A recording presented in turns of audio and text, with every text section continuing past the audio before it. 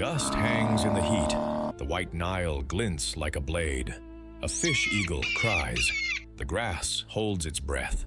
Welcome to Uganda. Mist-draped rainforests, golden savannas, and winding river valleys. Among the wildlife, competition for the last meal rules the dry season. As pools shrink to mirrors, every mouth negotiates the same ration. Mountain gorillas haunt the clouded highlands. On the plains, elephants, buffalo, antelope, and lions set the rhythm.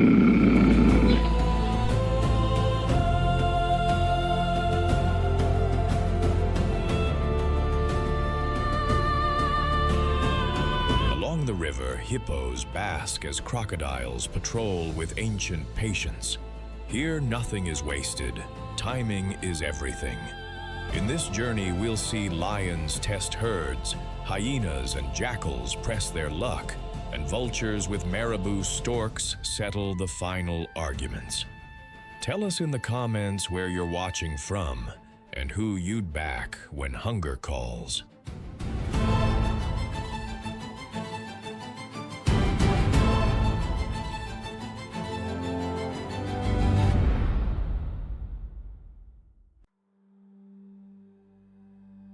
Night squeezes the riverbanks thin, and the grass becomes currency.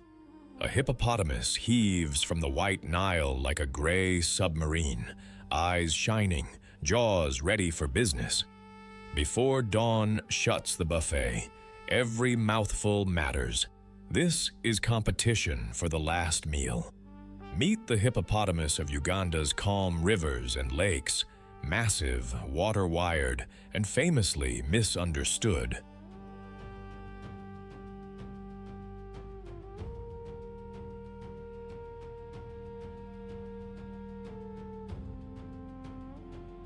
In the Kazinga Channel or along the White Nile, pods, often called colonies locally, lounge by day, then rise as one when darkness cools the land.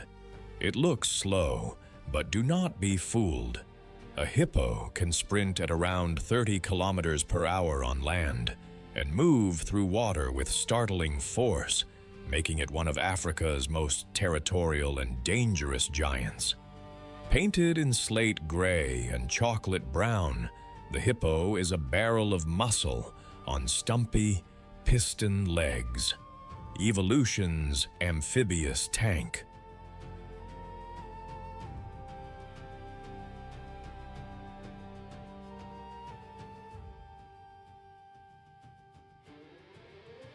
Eyes, ears, and nostrils sit high on its skull like periscopes, letting the animal stay mostly submerged while scanning the world above. The nostrils seal, the ears clamp, and that dense body walks the riverbed rather than truly swimming, a bottom gallop powered by heavy bones that act like ballast.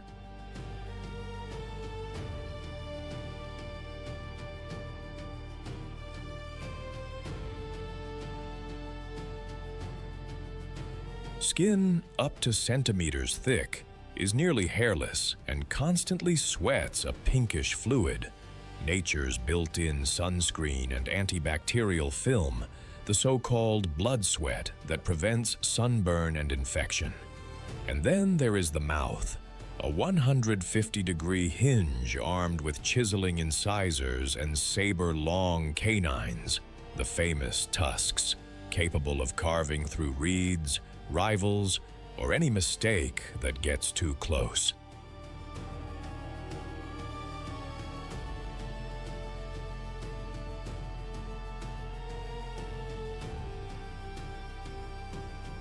Wide lips mow grass low like a living lawn cutter. A stout tail flicks like a paintbrush when marking territory. Everything here is engineered for a life between heat and water, cool by day, graze by night, and defend the precious channel in between. Daylight is for soaking, dozing, and social politics in the shallows. But when the sun dissolves, the pod rises and files out along hippo highways, polished trails through reeds and scrub to feed.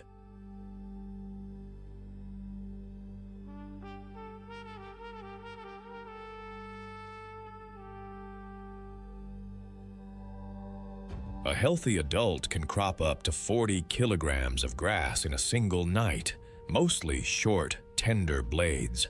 They graze with heads down, sweeping side to side, moving surprisingly fast between patches. When grass thins during the dry season, the competition sharpens. Individuals push farther from the water, sometimes several kilometers, timing their return before sunrise to avoid overheating.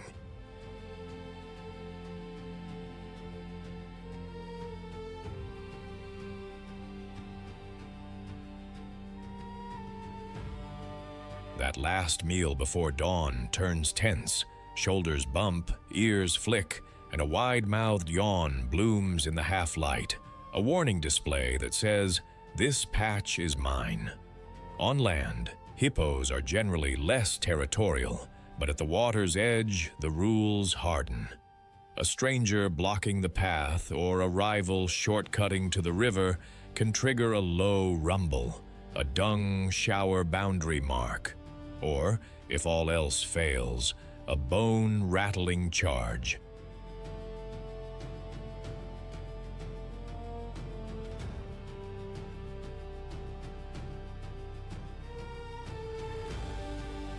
Calm one moment, explosive the next, because in hippo math, full belly plus safe water equals survival. Hippo society gathers under a dominant bull who claims a stretch of river like a landlord with very sharp keys. Females and their calves form the core, with subadult males orbiting the edges, reading the room carefully. Most disputes are solved with theater, gaping, grunting, and side-by-side sizing, because real fights are costly and leave scars you can count from a boat.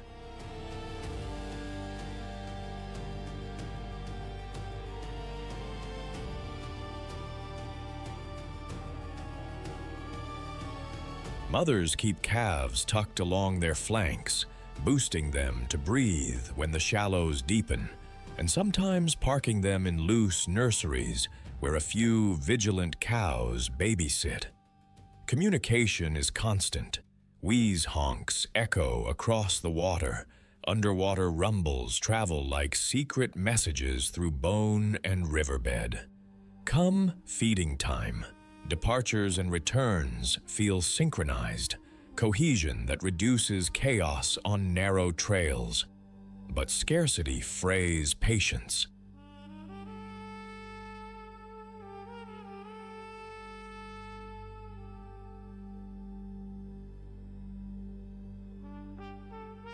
In drought, resting spots shrink and bulls police access like gatekeepers.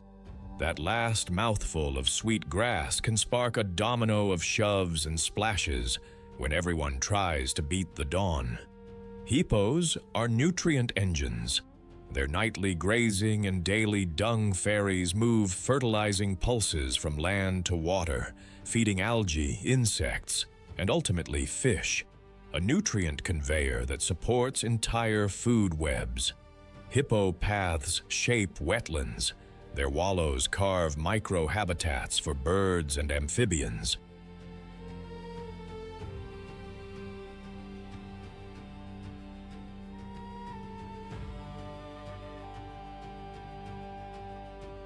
Adults face few predators, though calves may fall to lions, hyenas, or crocodiles.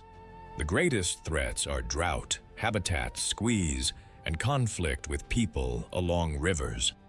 Though still common in protected Ugandan waters, the species is globally vulnerable, and its future depends on healthy waterways and space to graze. In the hush before sunrise, when the grass is short and the stakes are high, the hippo embodies quiet urgency, power tempered by routine.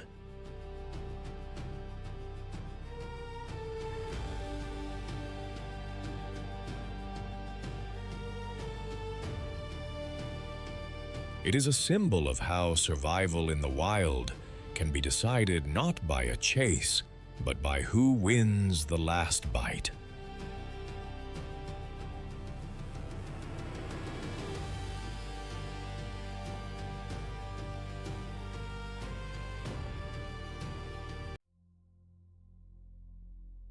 Late light leaks across the Ugandan savannah, and the grass turns to copper wire.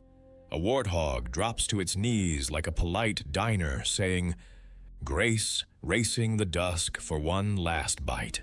Hyenas stir, baboons chatter from the fringes, and the clock runs fast. In this heat-baked arena, the final mouthful is a contest you either win or outrun. Meet the African warthog of Uganda's open plains and light woodlands, from dusty flats to scattered thorn scrub.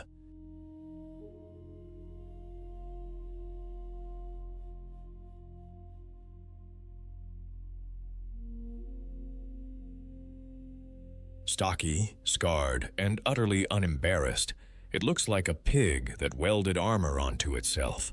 You'll know it by the face shields, the warts, and those sweeping tusks. But its signature move is stranger. It grazes on its knees, turning dinner into a low, efficient operation. Painted by necessity rather than fashion, the warthog wears dark, leathery skin and a coarse, bristle mane that rises like a mohawk when adrenaline sparks.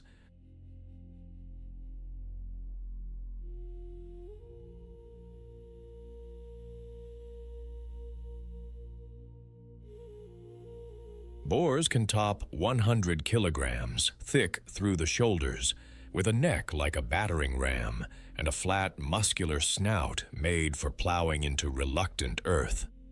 The facial warts are actually bony pads under tough skin, cheek shields that absorb impact when males fence head to head. Two pairs of tusks curl from the jaws, elegant upper crescents for display and defense, and shorter, razor-edged lowers that do the real cutting in a pinch.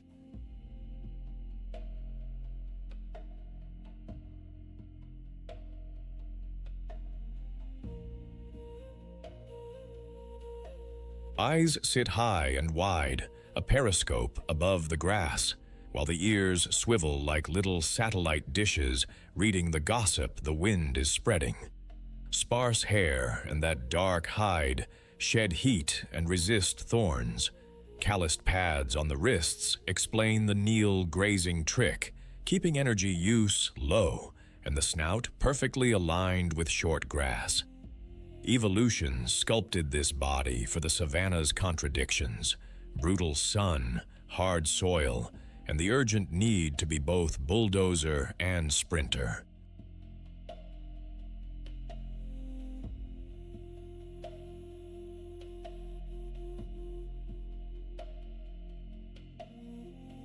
By day, the warthog is a practical forager, a specialist in tough menus others skip. Short grasses, gnarly roots, tubers, fallen marula, a snack of beetles or grubs. If it can be sniffed, dug, and chewed, it's worth the effort.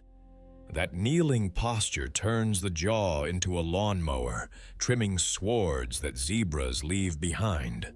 When the dry season pinches and the pantry thins, the warthog's snout becomes a backhoe, breaking crusted earth to reach bulbs no one else can touch.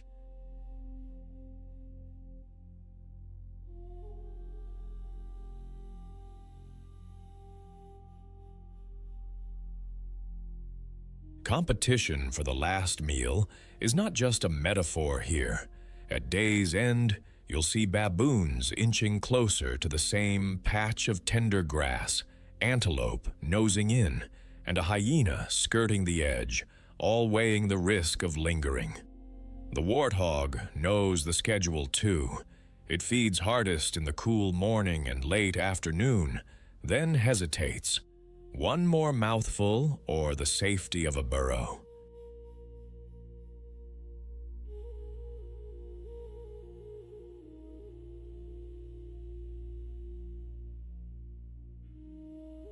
Occasionally, to top up minerals, it will even gnaw a sun-bleached bone, a surprising piggy habit in a place where calcium is as scarce as shade.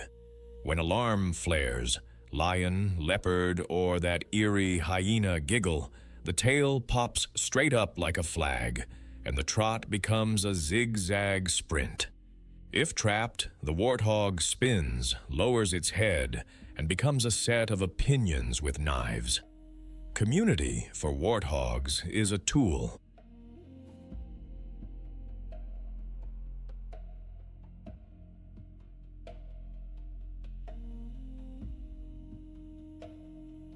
Females and their young form sounders, tight, cooperative squads that share vigilance and babysitting around favorite burrows, often ones renovated from aardvark architecture. They reverse park at night, tusks out, an attitude at the door that says, "Try us."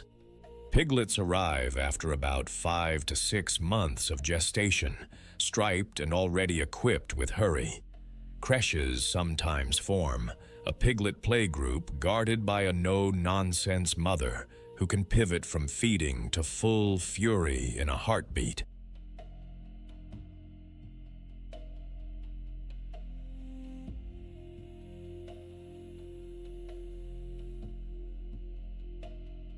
Adult males live solo or in loose bachelor clubs, visiting when mating season stirs the air.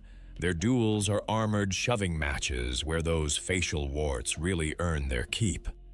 Communication is all grunts, snorts, and tail semaphore, subtle shifts that say spread out, bunch up, or we run now. Even cooperation has limits in the dinner rush. A dominant sow will shoulder her way to the best tuft, and juniors learn to read the room or get nudged aside.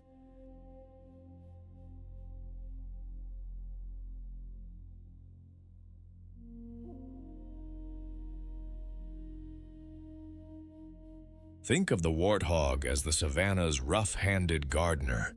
Its digging aerates soil, plants seeds, and helps rain infiltrate hardpan.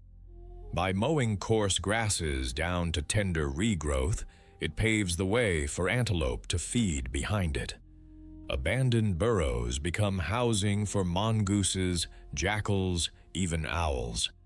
Occasionally, a warthog will sprawl for a spa day with banded mongooses, letting them pick off ticks, mutualism with benefits.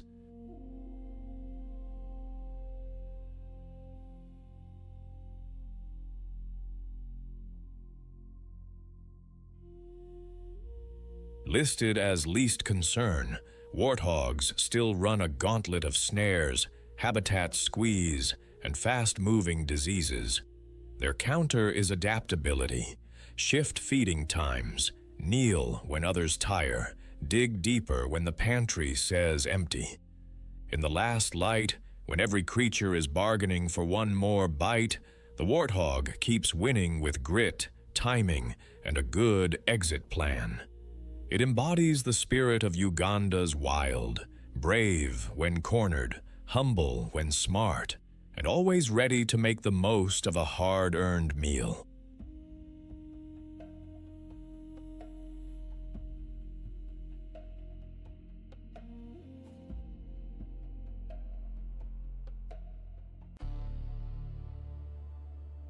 On a rocky kopje above the scorched plains, something watches everything. Not a predator with fangs, something smarter. Eyes that calculate, hands that build, voices that carry politics and danger warnings in the same breath. The olive baboon of the Serengeti Mara has no venom, no camouflage, no blinding speed, and it doesn't need any. It has something rarer out here, intelligence worn like armor. Meet the olive baboon, one of Africa's most widespread and adaptable primates. Ranging from the Serengeti's open grasslands to the dense woodlands of the Mara River corridor, they thrive in landscapes that would exhaust specialists.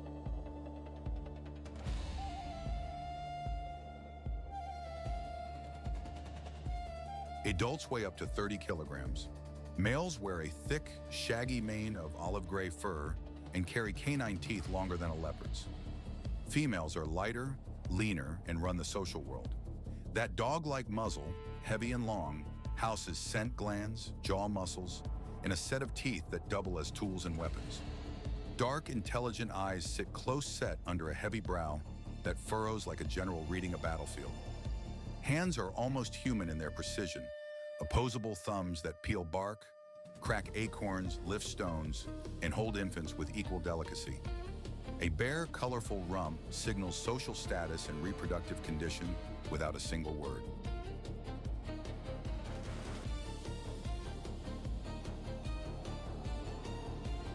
Thick skin on the sitting pads means they can rest on thorny branches and rocky ledges where softer animals can't follow. This is a body built for a generalist life in a world that punishes inflexibility. Baboons don't specialize, they improvise. By dawn, a troop descends from its sleeping trees and spreads across the plains like a small, loud army. They dig for roots and tubers when the rains fail, pluck figs and berries when trees give, raid bird nests for eggs, flip rocks for scorpions, beetles, and grubs. They will chase down a young gazelle or vervet monkey when the opportunity presents itself. A hunt that is coordinated, fast, and surprisingly ruthless.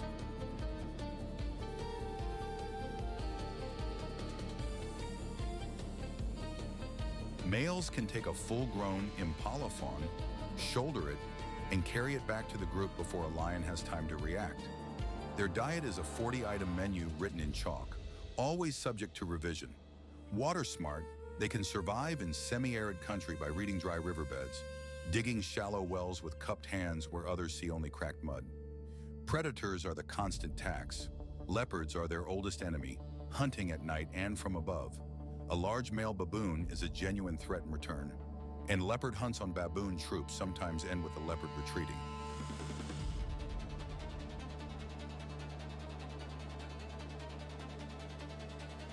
Lions occasionally press in, but 100 screaming primates throwing rocks and standing their ground is a calculation that even lions sometimes decline. Martial eagles drop from height for juveniles. Baboons answer with mobbing and alarm calls that cascade through the troop in seconds. In this savage kingdom, brains are social. A baboon troop, anywhere from 20 to 200 strong, is not a mob. It's a republic with memory. Female lineages anchor the group. A daughter inherits her mother's rank, sisters back each other in disputes. Old females remember waterholes not used in 10 years and lead the troop there when drought tightens.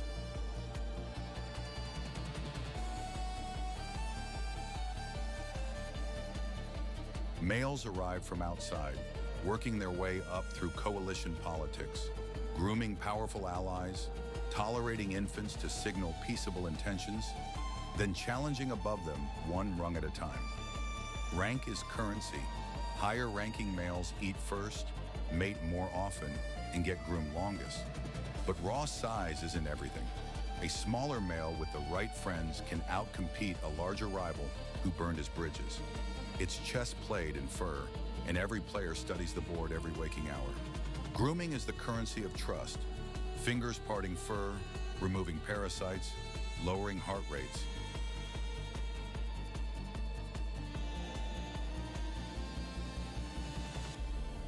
Research shows that females with more grooming partners lose fewer infants to predators. Social bonds are literally life insurance. Infants are born black, an advertisement that triggers care from almost every adult in the group. Even gruff males carry the small dark bundles, offering them as social shields when approaching dominant rivals. The troop communicates in a rich vocabulary, at least 30 distinct vocalizations, from the soft two-phase grunt that says all clear to the explosive wahoo bark that says leopard now, run. Facial expressions mirror those of humans. A lip smack means friendliness. A yawn shows those canines and means back off. A fear grimace is submission.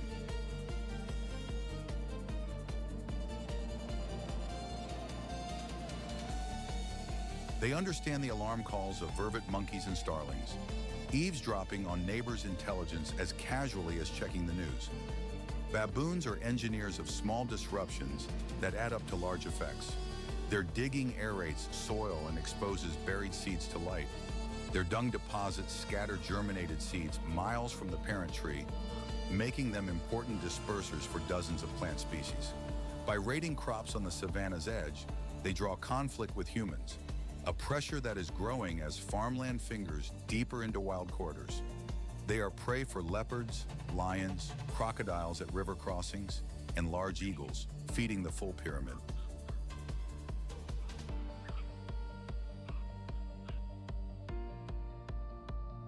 Habitat loss, snaring, and retaliatory killing chip at their numbers in fragmented landscapes, though the olive baboon remains listed as least concern across most of its range.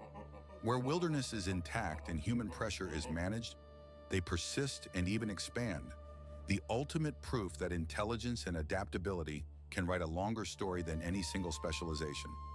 In a land where survival usually belongs to the fastest, the most venomous, or the most massive, the baboon earns its place by being the most aware. It embodies something the savage kingdom rarely advertises: that knowing your world, who is hungry, who can be trusted, where the water hides, can outrun claws on any given day.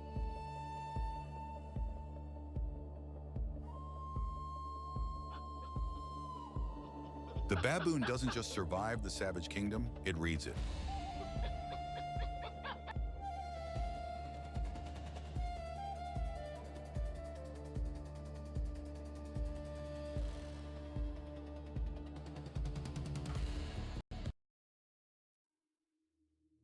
Dawn runs a hot finger across the savannah, and the painted wolves wake as one. Ears like satellite dishes, eyes bright with purpose, they don't stalk in silence. They storm with strategy. In this savage kingdom, survival isn't about lone heroics. It's about the pack that refuses to quit. Meet the African wild dog, the painted wolf of Africa's grasslands and light woodlands.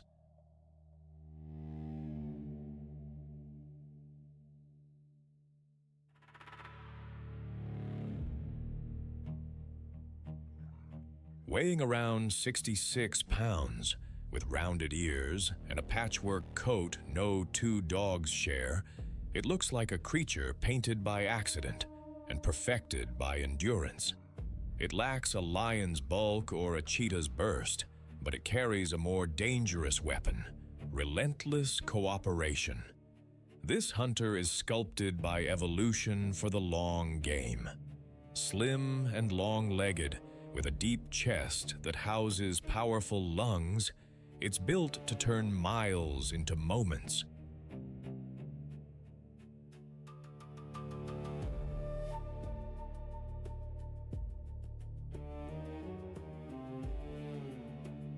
Each coat is a one-of-a-kind gallery of ochres, blacks, and whites. That chaos of color acts like visual static, scrambling edges when the grass starts to fly. The ears, wide, round, always swiveling, are heat radiators and precision receivers, cooling the body while triangulating the faintest rustle. A white-tipped tail flags through tall grass, a living baton to keep the team in sync. Look down at those feet. 4 toes, no dew claws.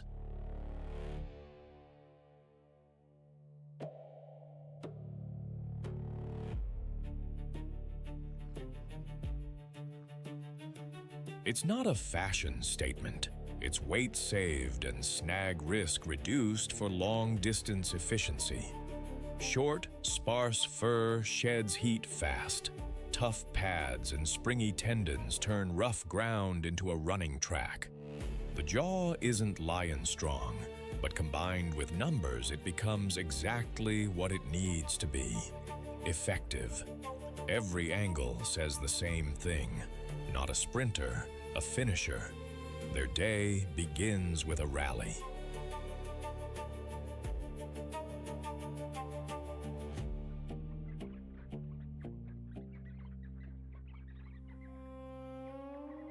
The pack gathers in a whirl of tail wags, muzzle kisses, squeaky chirps. And yes, those famous sneeze votes that seem to settle the question. Hunt now or later? It looks like a party. It's actually logistics. At first light and again near dusk, they fan out, reading tracks and wind, then morph into a moving machine. Unlike the explosive ambushes of cats, wild dogs wage a marathon.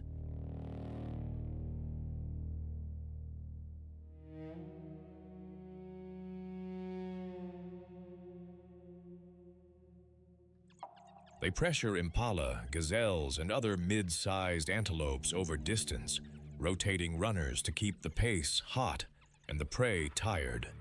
One flanks, another drives, a third anticipates the turn. A chase becomes choreography. Success can reach a staggering 70 to 80%, numbers most predators would tattoo on their souls. When the moment breaks, the takedown is swift and coordinated.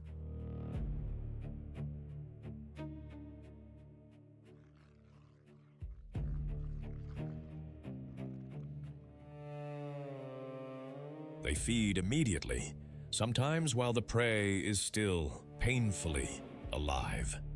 Not cruelty, but strategy against hyenas and lions that would steal everything if given time. By midday, heat pushes them into shade. Play fights and grooming knit bonds. Sentinels keep watch. And if pups are at a den, a rotating babysitter stays behind, the unsung hero of every hunt. This is a society that runs on respect rather than fear.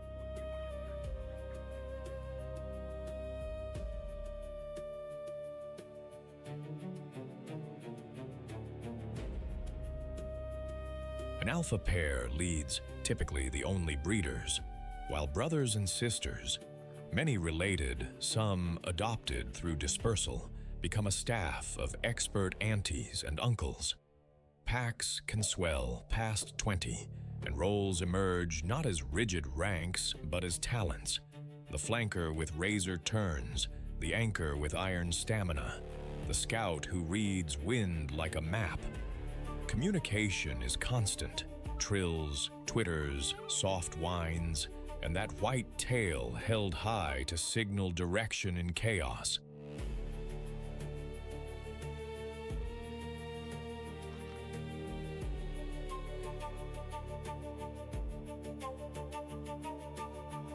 After a successful hunt, the altruism is undeniable. Pups eat first. Injured or elderly members get priority too, as healthy hunters voluntarily regurgitate meat for those who stayed behind. Babysitters shield pups from eagles and jackals. The whole pack relocates when danger maps their den. When youngsters grow, single-sex groups disperse to find mates and start new packs, spreading not just genes, but a culture of cooperation. Painted wolves are the precision editors of the plains.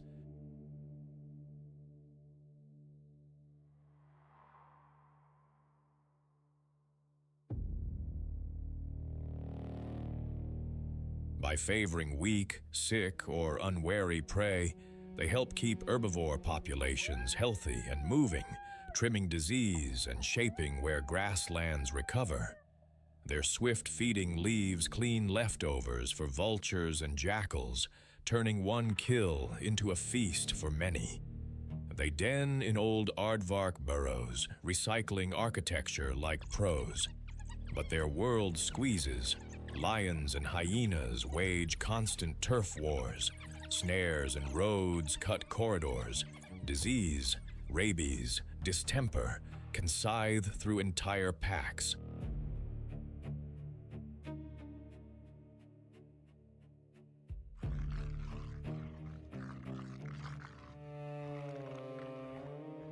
They're globally endangered, and their greatest adaptation, cooperation, now needs a partner. Ours. In a land that can be merciless, the painted wolf proves that the fiercest weapon is a family that runs together. Brutal in the chase, tender in the circle, They embody the spirit of survival through unity.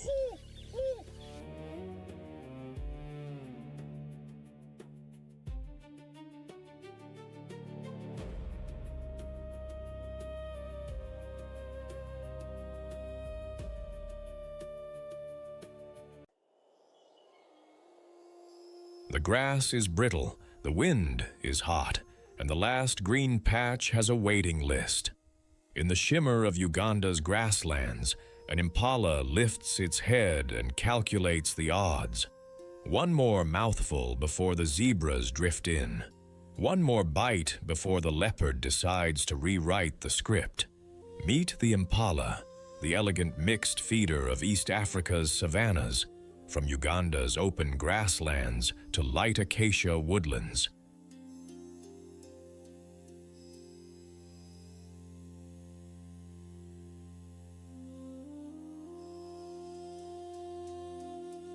Recognizable by a rich russet coat and, in males, sweeping lyre-shaped horns, this antelope turns survival into choreography. When danger presses, the impala doesn't just run, it explodes into gravity-defying leaps that make panic look like performance art. Painted by nature in copper and cream, the impala wears a white belly, a flag-bright tail, and bold black streaks down the rump.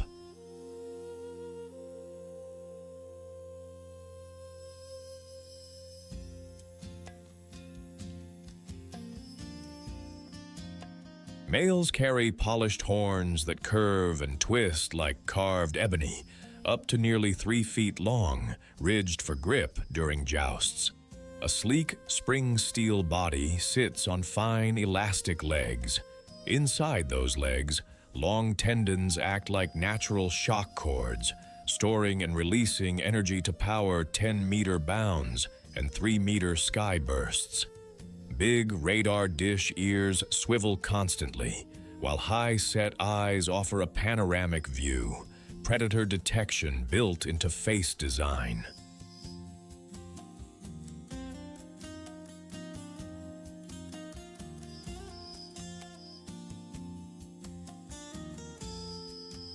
Look closer at the hind legs and you'll spot the black brushes, tufts covering metatarsal scent glands. Those tiny cologne dispensers lay down invisible breadcrumbs that help the herd stay connected as it zigzags through tall grass. Cloven hooves spread on impact for grip, then narrow for speed. A slim neck and narrow muzzle thread between thorns to pluck tender leaves other grazers can't reach.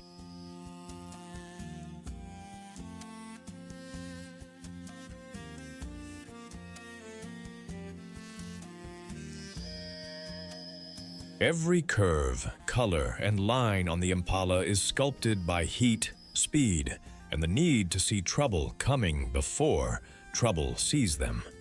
Impalas are opportunistic diners with 2 menus. In the wet season, they graze, heads down, mowing young grasses like polite lawn services. In the dry months, when the lawn browns out, they switch to browsing, nibbling fresh shoots, seed pods, and acacia leaflets. They'll even stand on hind legs to reach higher snacks, a quick impression of a ballerina with hooves.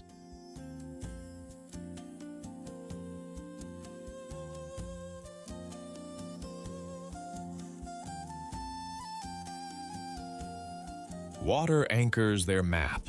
They drink regularly, so mornings and late afternoons are commutes between feeding grounds and waterholes.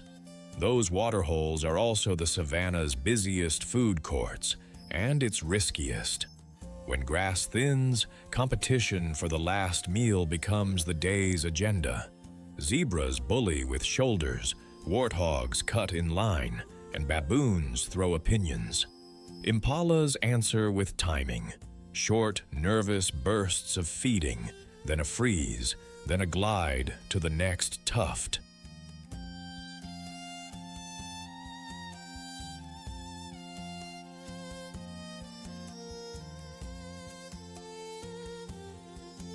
A sudden snort snaps the group to attention. If danger breaks the surface, a leopard unzipping the shade, the herd detonates into high jumps called pronks. They bounce, twist mid-air, and kick their heels, flashing white tails and confusing a predator's eye like living confetti. At night, they keep to open areas where something sneaking up has to work harder. Community is the impala's insurance plan. Most females travel in breeding herds, dozens strong, led by experience rather than ego.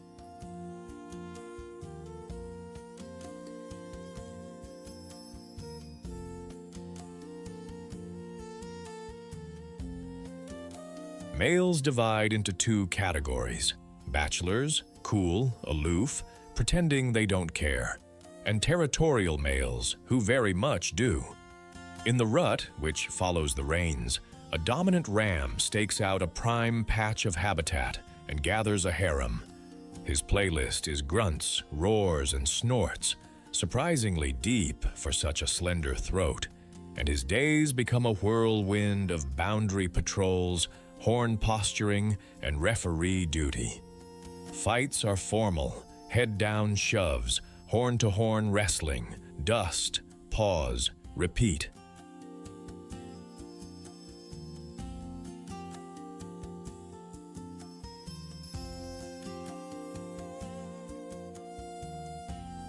Females synchronize births so that many fawns arrive within a short window, flooding the neighborhood with tiny, wobbly targets and improving survival odds. Newborns hide in cover, meeting mom for quick nursing sessions until they're steady enough to join the group daycare. Grooming is social glue. Impalas alligroom like friends fixing each other's hair, and oxpeckers ride along, picking parasites, free spa service in exchange for a perch.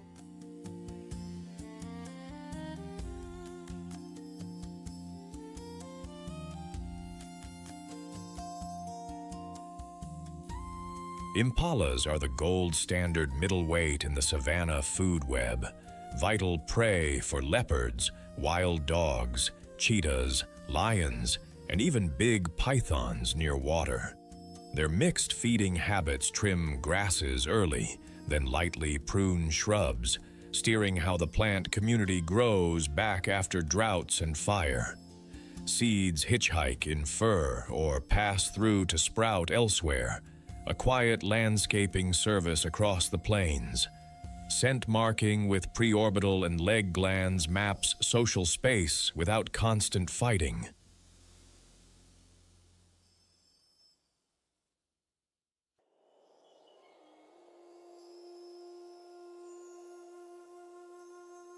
Listed as least concern. Overall, impalas still feel the squeeze where habitat fragments and snares haunt water corridors. Protected areas in Uganda keep their lines unbroken. In a season when every mouthful matters, the impala is grace under pressure, a symbol of balance, speed, and smart timing. It reminds us that in the wild, elegance isn't a luxury. It's a way to make it to the next patch of green.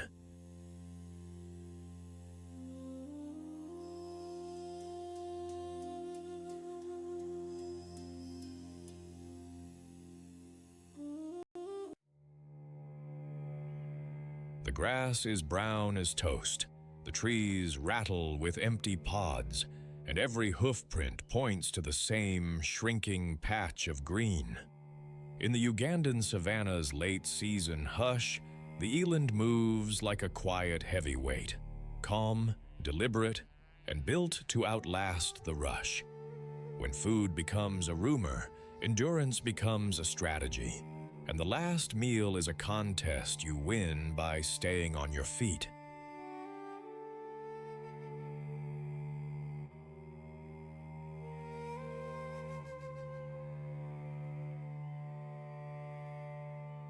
Meet the eland antelope, the largest antelope in Africa, and a master of dry season economics across Uganda's open savannas and bushy hills. It's instantly recognizable by its massive frame, pendulous dewlap, and elegant corkscrew horns that curve skyward like carved ivory. Where impala sprint and scatter, the eland plays the long game. Heat-tolerant, energy-efficient, and tall enough to browse a buffet most others can't reach.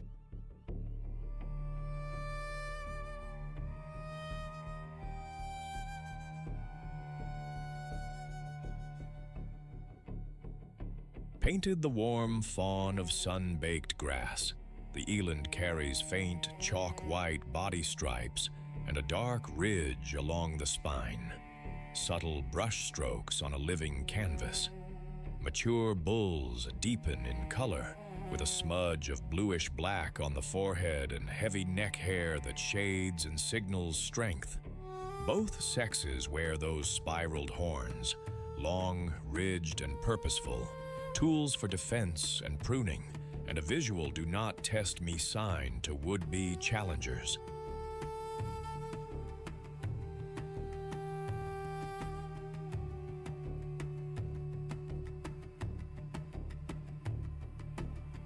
A broad, pendulous dewlap hangs from the chest, not a fashion statement, but a radiator, extra surface area to shed heat in fierce sun. Listen closely as it walks. That faint tapping is the famous eland knee click, tendons snapping over joints, an accidental metronome that might advertise size and confidence without a fight. Standing up to 1.7 meters at the shoulder, this antelope simply out-talls many competitors, snagging leaves and seed pods beyond reach.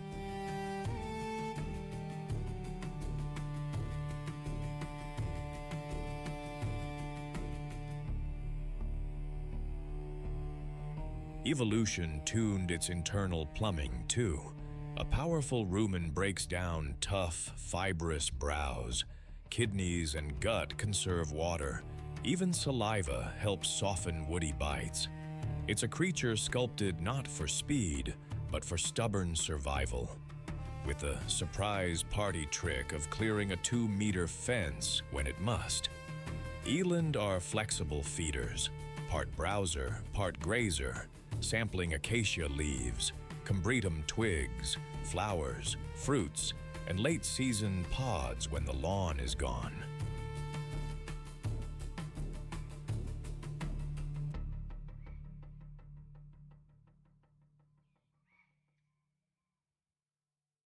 In the dry months, they shift upward, working higher branches and plucking what others can't touch, with a long, prehensile tongue and careful lips.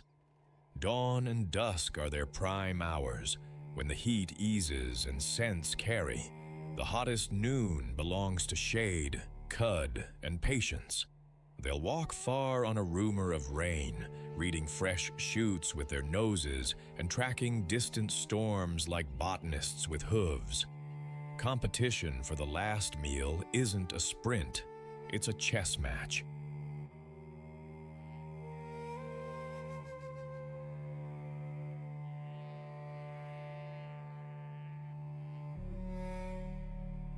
While zebras grind the stubble and buffalo muscle into the remaining grass, eland sidestep the crowd and browse the overlooked edges.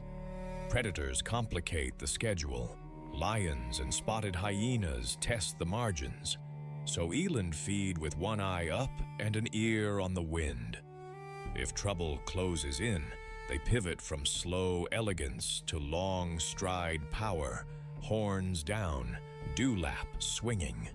They can't match a sprinter, but they can keep going and going into stonier ground where big cats lose their nerve and footing.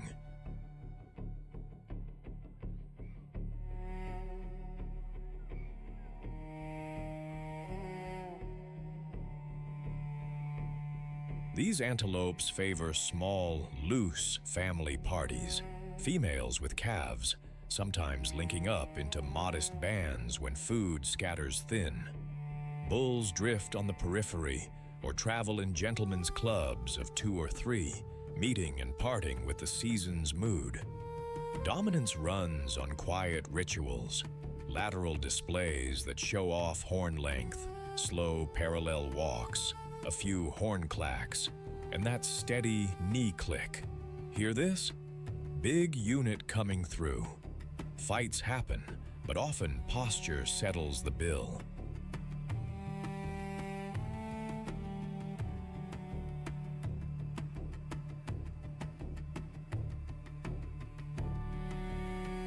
Calves spend their first weeks hidden and still, mothers parking them in cover and circling back to nurse. Later, they join a nursery group, a daycare with many eyes where one alarm can lift the whole cohort into motion. Cooperation is subtle but constant.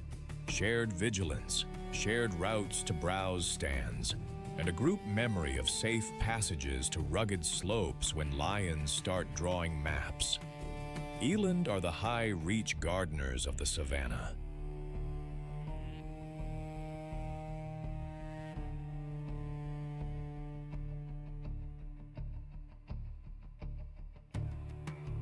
By pruning shrubs and cracking seed pods, they shape woody growth and ferry seeds across long distances in a traveling compost system. Their ability to live on dry, nutrient-poor browse relieves pressure on short grasses when times are lean, smoothing the famine feast cycle for the whole herbivore crowd. They are also key rations for apex predators, stitching energy back up the food web.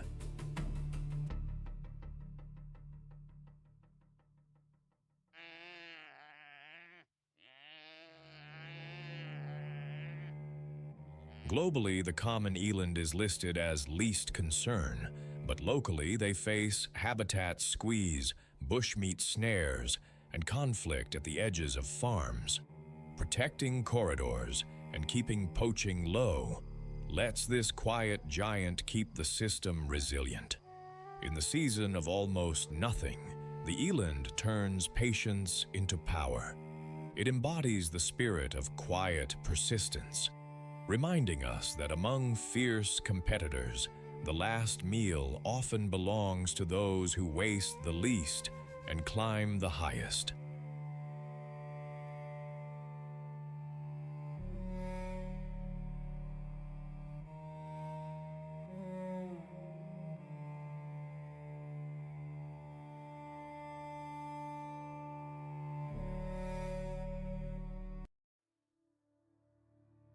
Among the dry season dust, when the grass is shaved to stubble and every mouth counts the minutes to rain, the zebra still steps forward, bold as a billboard. Black and white stripes ripple like heat waves, an optical illusion that can make a hungry lion misjudge the shot. This is the season of last chances, the final green blades, the last safe sip, and the zebra knows the rules. Keep moving, keep together, and never blink at the edge of a water hole.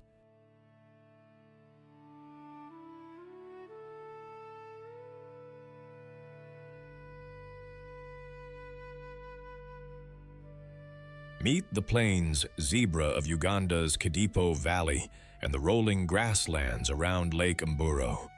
Iconic, yes, but here iconic has a job to do. In a place where topi, cob, and buffalo all contest the buffet, zebra are the pioneers of rough forage, the ones who turn brittle stems into momentum for the whole herd. And in the competition for the last meal, their secret weapon is teamwork painted in stripes.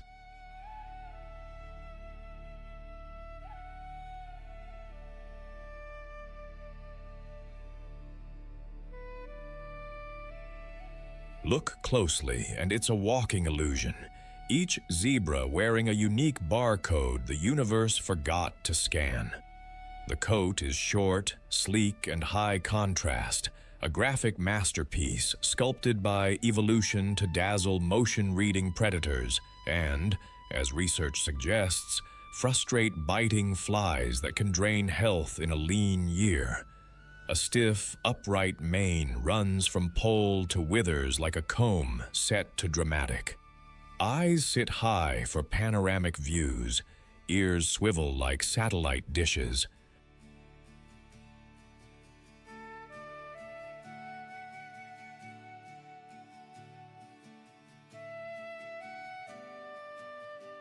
Beneath the pattern is an athlete, deep chest for oxygen, long cannon bones for stride, and hooves that turn dusty plains into racetracks. A big gut? That's not a flaw. It's a fermentation chamber. As hindgut fermenters with an enlarged cecum and colon, zebras are built to process coarse, silica-rich grasses other grazers avoid, winning an edge when menus shrink to leftovers. Need a last-ditch defense? Those hind legs are loaded springs. A zebra's kick can rewrite a hyena's dinner plans.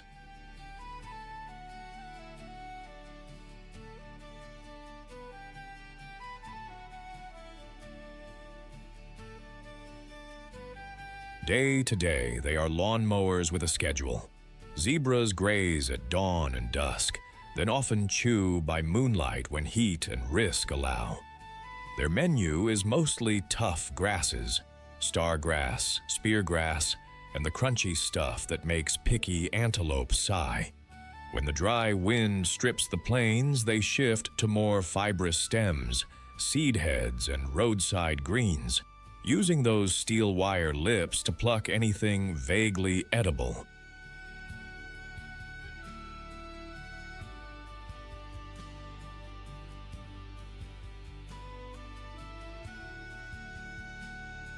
They walk a lot, kilometers at a steady, economical pace, scouting for fresh patches and clean water. Dust baths serve as both spa and parasite ejection system. Rolling paints them in a protective layer of grit. Around waterholes, their caution meter hits red. The herd cues, drinks fast, and doesn't argue about turns. One eye is always on the floating log that suddenly has teeth.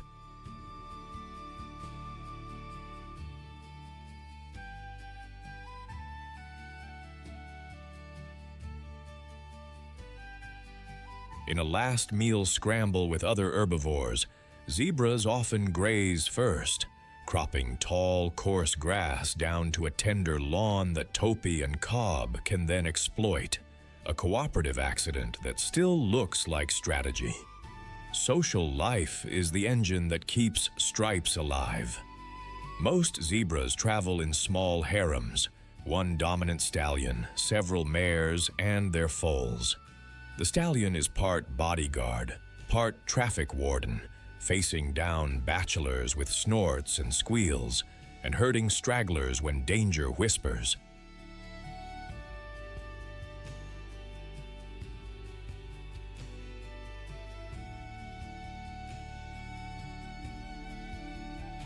Mares bond tightly, babysit one another's foals, and move like a single thought when the alarm call pops. Foals arrive brownish-striped and wide-eyed. In the first hours, mother and calf memorize each other's pattern, voice, and smell, the world's most elegant name tag. Bachelor groups linger at the fringes, sparring and waiting for a vacancy with the enthusiasm of fans outside a sold-out show.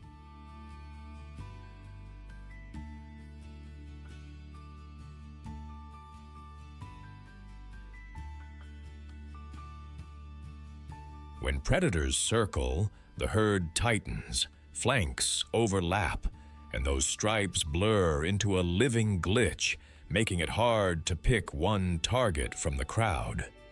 Ecologically, zebras are the rough-cut engineers of the savannah. By mowing coarse grasses first, they open the buffet for more selective grazers, create grazing lawns that attract a parade of species, and fertilize the ground with dung that seeds and feeds insects.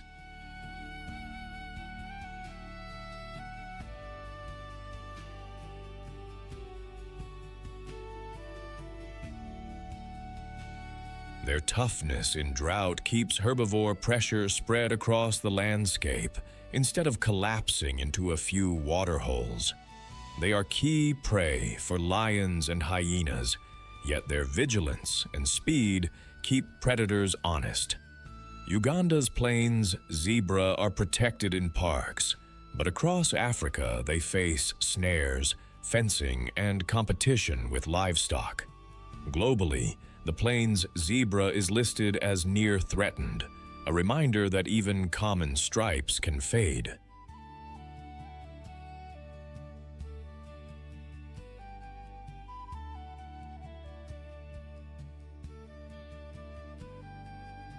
In this final mouthful season, the zebra embodies calm courage, order in the scramble, rhythm under pressure.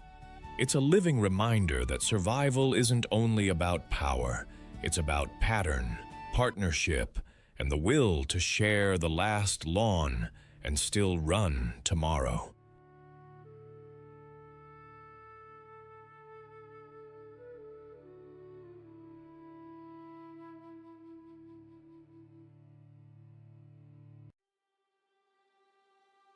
Dust lifts off the savannah like breath from a sleeping giant.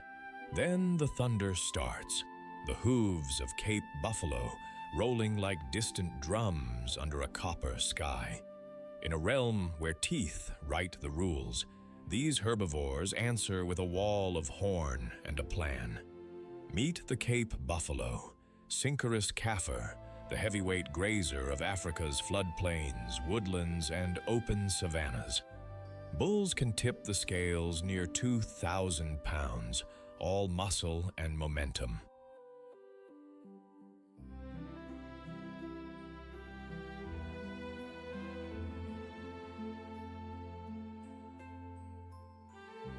Their signature armor is the boss, horns fused at the base into a helmet of bone, turning foreheads into battering rams.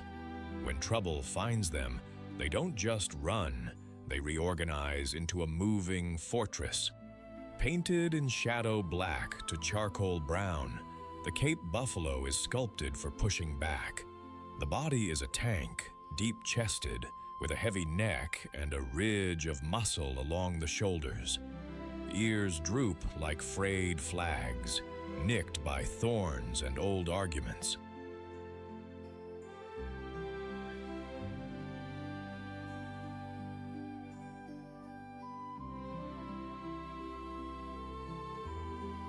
The horns sweep outward and curl inward, meeting at the boss, a thick, knuckled shield that takes the hit so the brain doesn't.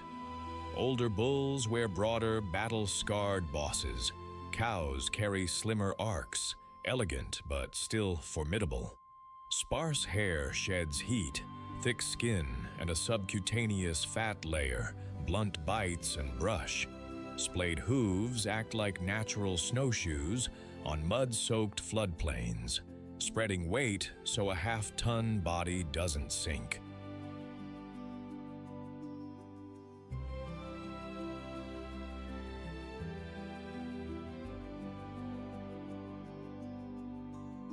The wide muzzle and prehensile lips harvest coarse grasses, while a four-chambered stomach turns tough cellulose into fuel, evolution's blender and battery pack in one. Side-set eyes give panoramic vision. Sound and scent do the rest, reading lions with the breeze. Mud is their armor and their spa, cooled backs, smothered ticks, and a fresh coat for the next round. Buffalo are bulk grazers, mowing through swathes of thatch that daintier eaters ignore.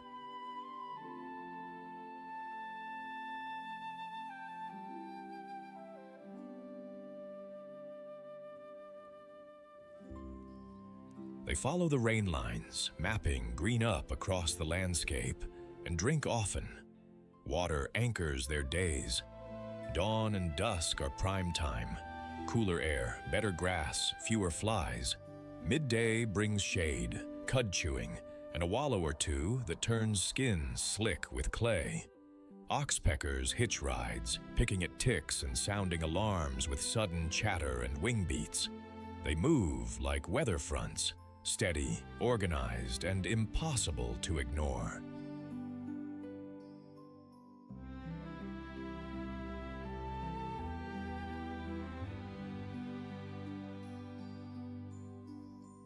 Trails groove into the earth, highways of hooves that other animals borrow. When danger approaches, the mood flips from graze to guard in seconds. Calves slide inward, mothers close ranks, and the big bulls drift to the edge where the horizon matters most. If a lion tests the line, the answer can arrive at 34 miles per hour with a horn-led opinion. Yes, a buffalo can toss a lion clean off its feet. Sometimes the hunter becomes the cautionary tale. Still, not every day is a duel.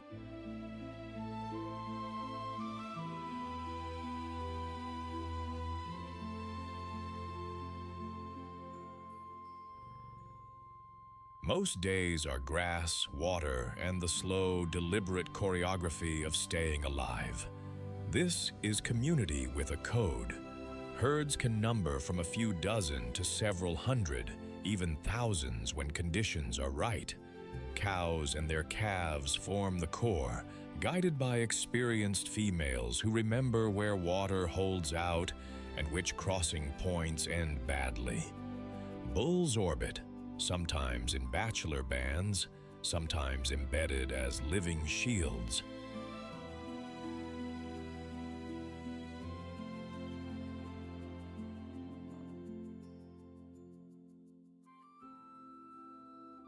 Older bulls, the so-called Daga boys, mudmen, may peel off into small, grumpy clubs near waterholes. They're legends for a reason. Hierarchy among males is settled horn to horn, boss to boss, shoving matches and scything head tosses that test strength without spilling life. Calving follows the reins. Newborns are up on wobbly stilts within minutes, tucked into creches watched by multiple mothers.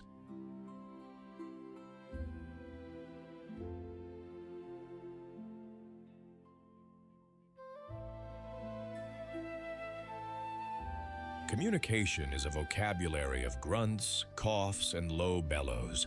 A lifted chin or a tail twitch can turn the herd.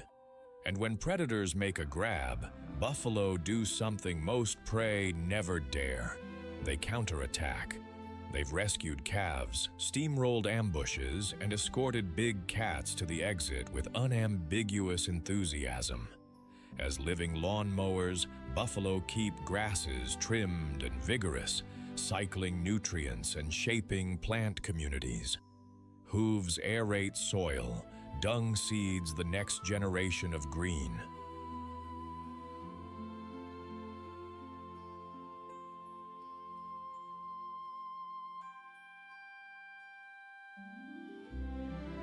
Their wallows become rain traps and miniature wetlands, nursery pools for frogs and dragonflies. Oxpeckers and cattle egrets trail them for food and warnings, a mobile ecosystem on the move. They're also a cornerstone of the predator economy, feeding lions and crocodiles when fortune flips. Officially listed as least concern, buffalo still face habitat loss, fences that break migration routes, and diseases like bovine tuberculosis.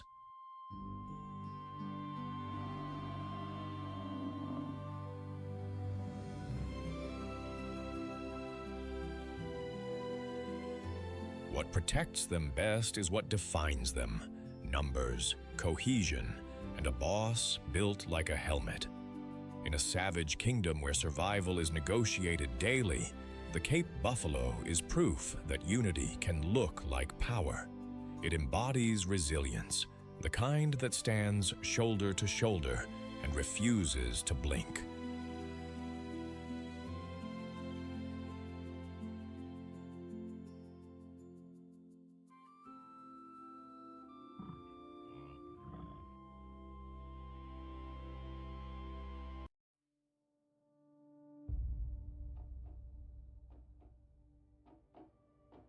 when 6,000 kilograms of gray muscle and ancient memory walks toward the last water hole, every creature on the savannah pays attention. The African elephant doesn't just compete for resources, it rewrites the rules entirely, carving wells from stone, toppling trees like matchsticks, and deciding who drinks and who waits. In Uganda's sprawling grasslands and woodland mosaics, from Murchison Falls to Queen Elizabeth National Park, the African elephant reigns as the ultimate ecosystem engineer. This is the largest land mammal on Earth, a living fortress wrapped in wrinkled gray hide, armed with ivory tusks, and guided by a memory that spans generations. Stand before an adult elephant, and the world recalibrates. Bulls can tower over 3 meters at the shoulder and tip the scales past 6 tons.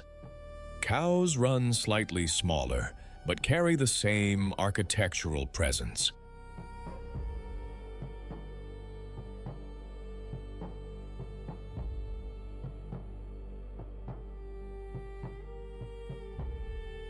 Their skin, thick as canvas and textured like ancient riverbeds, shifts from charcoal gray to rust red, depending on the dust bath of choice. Nature's sunscreen and parasite repellent rolled into one. Those ears, massive and veined like continent maps, flap not for show but for survival, radiating heat through a network of blood vessels that can drop body temperature by several degrees in minutes.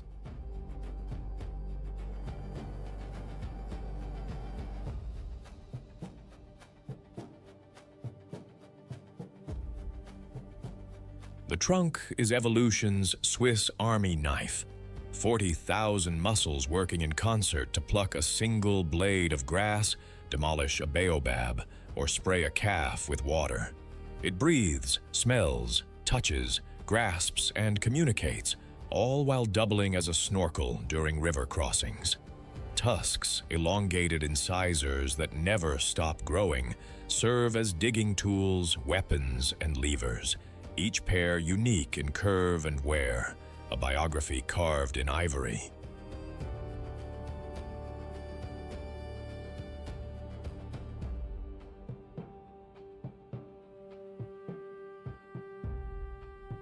Pillar-like legs absorb impact with cushioned foot pads that distribute weight so evenly an elephant can walk across swampland without sinking. And those eyes, small and amber-lit, hold a depth that makes you wonder what centuries of knowledge might look like from the inside. An elephant's day revolves around one relentless equation: 150 to 200 kilograms of vegetation equals survival.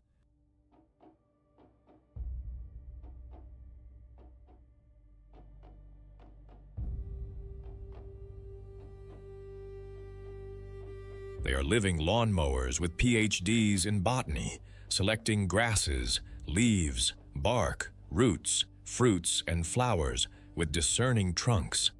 Feeding is a 16-hour marathon punctuated by strategic rest, dust baths, and mud wallows that double as social mixers and spa treatments. When the wet season paints the savannah green, elephants roam freely, feasting on abundance and moving in slow, synchronized parades.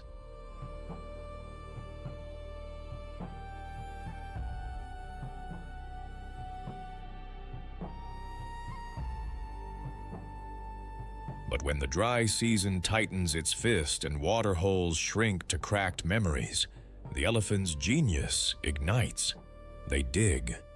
Using tusks as excavators and trunks as shovels, they bore into dry riverbeds, cracking through baked earth to reach underground aquifers.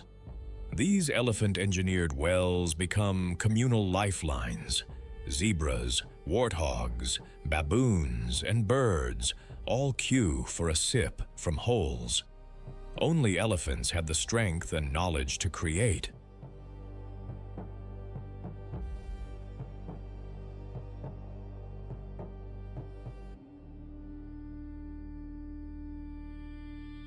Tree toppling is not vandalism, it's landscape architecture. By pushing over acacias and stripping bark, elephants open the canopy, allowing sunlight to flood the understory and trigger a carpet of fresh grasses. Smaller herbivores, gazelles, impalas, zebras, benefit from this living menu, and the cycle rolls forward. Seeds pass through elephant guts unscathed, encased in nutrient-rich dung that doubles as fertilizer.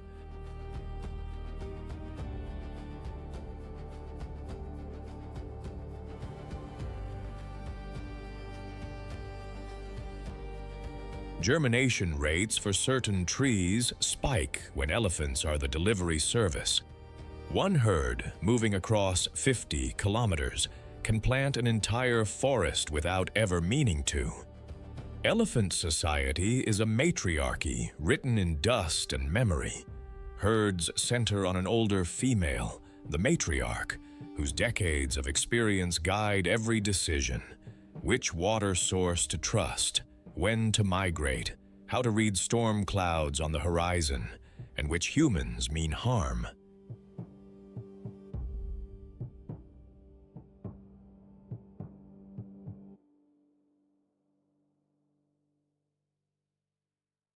She is the librarian of survival, passing down knowledge that cannot be encoded in genes, but only learned through time and trust.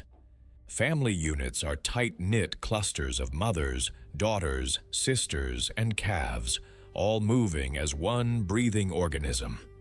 Calves are raised communally. Aunts babysit, older siblings teach, and the herd wraps protectively around the youngest when danger looms. If a calf gets stuck in mud, the entire family stops, strategizes, and digs until freedom is reclaimed.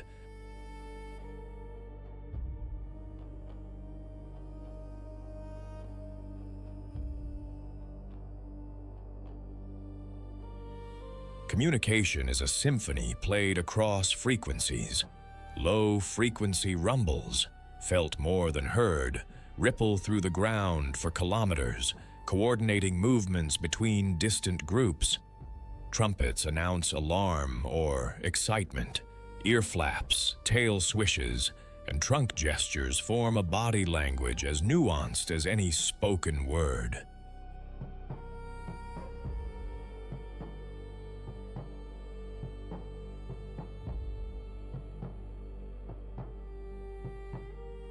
Bulls leave the herd in adolescence, forming loose bachelor coalitions or wandering solo, rejoining females only during musth, a hormonally charged state where testosterone surges and aggression spikes. Musth bulls are walking thunderstorms, temporal glands streaming, urine dribbling, tempers short. Other males give them space. Matriarchs assess them with surgical precision. Mating is brief but competitive, and the strongest, most experienced bulls win breeding rights.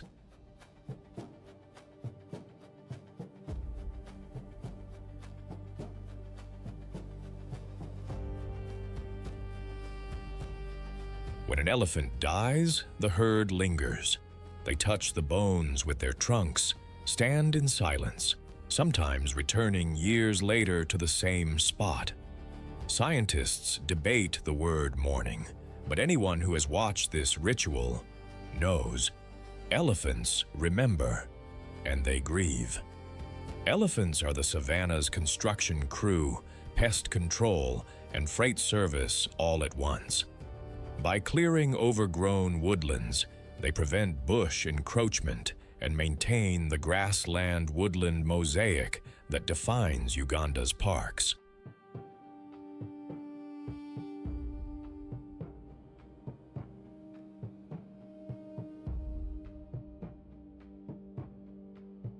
Fire follows their trails. Predators hunt in the clearings they create. Their dung supports entire insect populations, which in turn feed birds, reptiles, and small mammals. Dung beetles roll elephant offerings into perfectly sculpted spheres. nature's recycling program in motion. During droughts, elephant-dug wells are the difference between survival and mass die-offs for dozens of species. They are keystone engineers, species whose presence holds entire ecosystems together.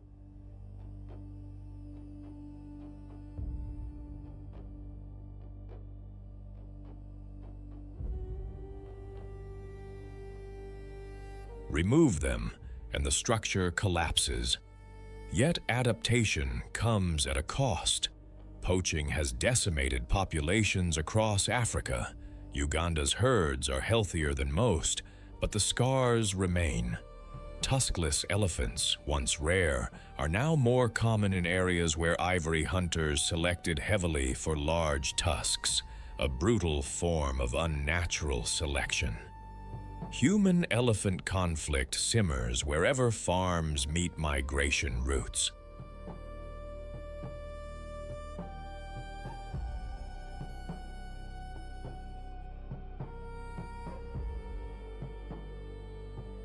Crop-raiding elephants can destroy a year's harvest in one night, and communities retaliate with spears, poison, and bullets. Conservation efforts hinge on coexistence. Electric fences, chili pepper deterrents, and compensation schemes that reward tolerance instead of revenge. Listed as vulnerable, the African elephant's future balances on a knife edge between protection and pressure, between ancient memory and modern expansion.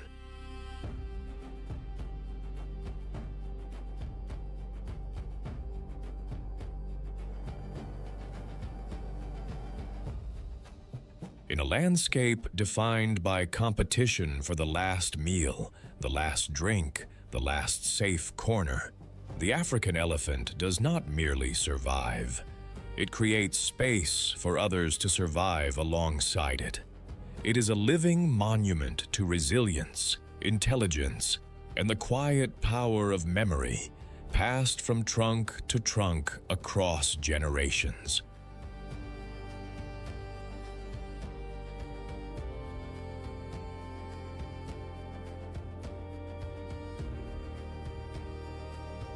To watch an elephant herd move through golden light is to witness the savannah's heartbeat made visible, slow and unstoppable, carrying the weight of the world with grace that defies gravity.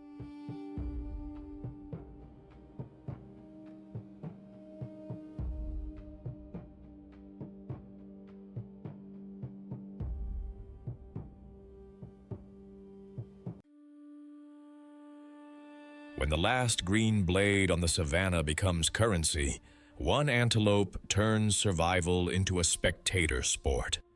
Meet the topi, part sentinel, part sprinter, and entirely too good at making competitors nervous. Across Uganda's sun-scorched plains, from the wide-open theater of Kidipo Valley to the rolling grasslands of Murchison Falls, the topi commands attention without asking for it.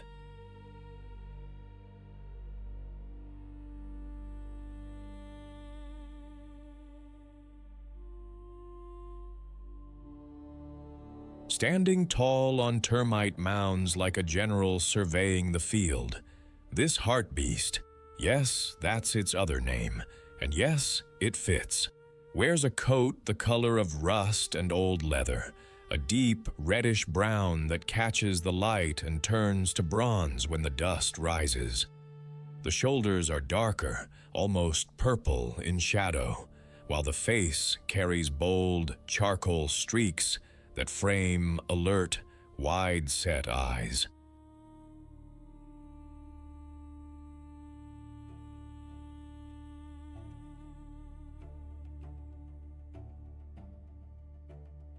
Both males and females sport those elegant lyre-shaped horns, ribbed and curved like calligraphy written in bone. But what truly sets the topi apart is not just beauty, it's posture. While other grazers hunch and nibble, the topi stands upright, head high, as if expecting applause or predators. whichever comes first. Sculpted by evolution for endurance and efficiency, the topi is built like a distance runner with a radar system.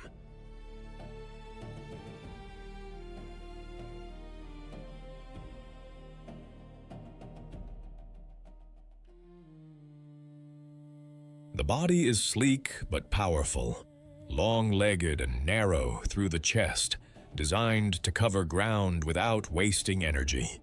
That reddish coat is short and glossy, shedding heat fast under the relentless sun, while darker patches on the shoulders, thighs, and face create natural contouring that breaks up the animal's outline in tall grass. Camouflage painted by nature's own hand. The legs taper into slim ankles and hard hooves, engineered for traction on baked earth and muddy floodplains alike.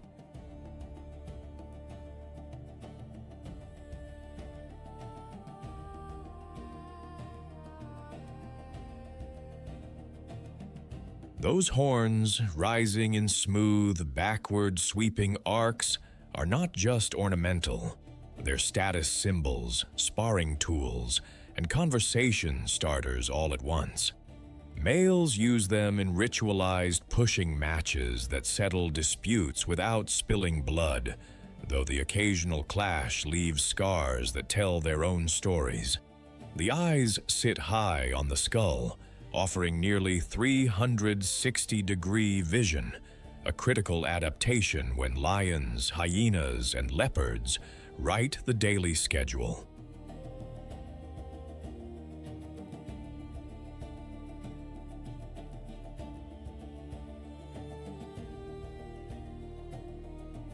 The topi's preorbital glands secrete a dark, sticky substance used to mark territory on grass stems and termite mounds, a chemical signature that says, "I was here and I'll be back." Ears swivel independently, tuning into the savannah's frequency, the rustle of a predator, the alarm snort of a neighbor, the distant rumble of thunder promising fresh grazing. Every feature is a tool, and every tool is in constant use.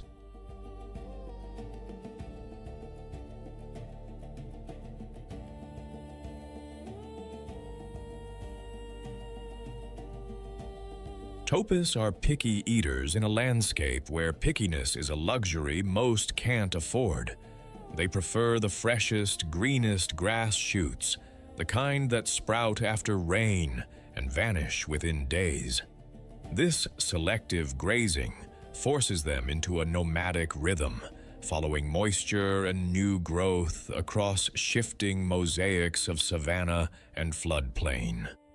When the rains arrive, topis converge on lush patches like shoppers at a flash sale, heads down, jaws working steadily.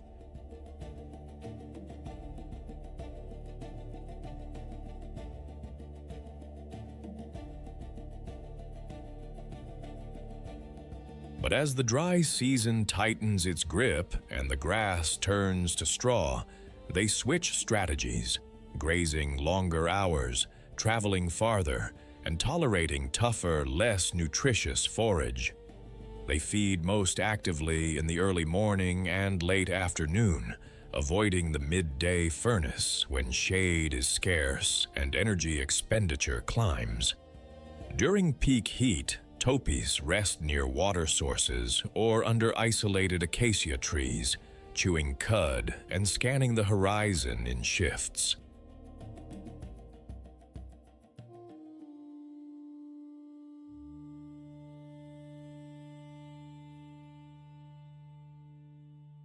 Their feeding style is methodical: bite, chew, step, scan, repeat.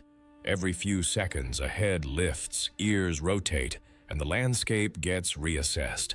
Speed is their trump card. When danger registers, a hyena's silhouette, a lion's scent on the wind, the topi doesn't debate. It runs. And it runs fast, hitting speeds near 70 kilometers per hour in short bursts, with stamina that outlasts most predators over distance.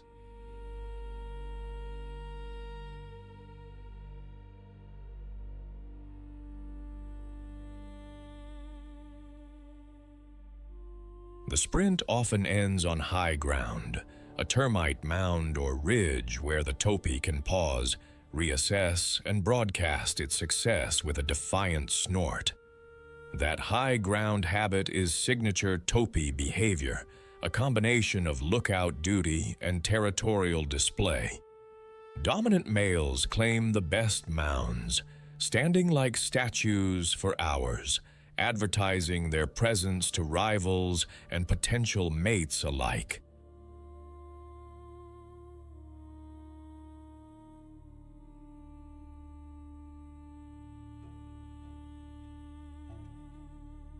It's exhausting, exposed, and deeply strategic, because in a world where resources are scarce and competitors are many, visibility is power. Topis are social but fluid, forming groups that shift size and composition depending on season, food availability, and predator pressure. During the wet season, when grass is abundant, they gather in loose aggregations of dozens or even hundreds, a temporary democracy of grazers.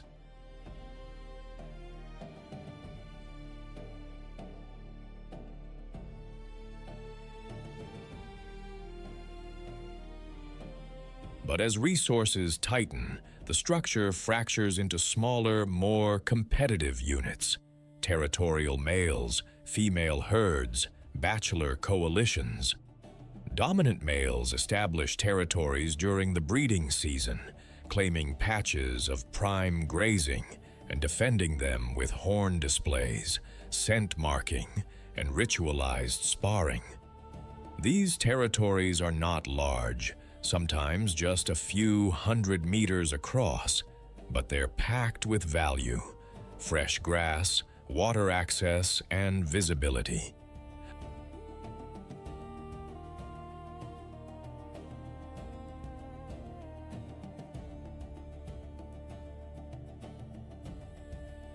Males stand sentinel on their mounds, advertising their status with posture alone, head high, horns tilted, a living billboard that says, "This land is mine, and so is the attention." Rivals test boundaries with slow approaches and stiff-legged displays, escalating to horn-locking duels only when intimidation fails. Most contests are brief, settled by strength, stamina, or sheer stubbornness.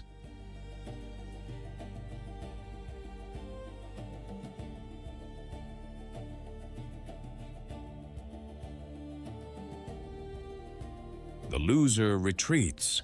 The winner returns to his mound, often immediately marking the ground with his preorbital glands, a chemical signature that reinforces the claim. Females move through these territories in small herds, grazing, evaluating, and occasionally pausing to mate with a resident male if his resources and genes measure up. Motherhood among topis is low-key but attentive. Gestation lasts about 8 months, and calves are born in the wet season when cover and forage are plentiful.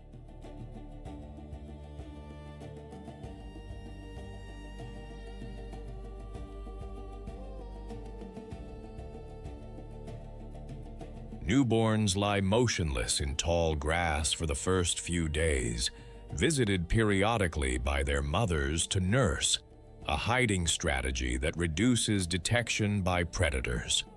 Within a week, calves are strong enough to follow the herd, though they stay close to their mothers and other females who collectively watch for danger.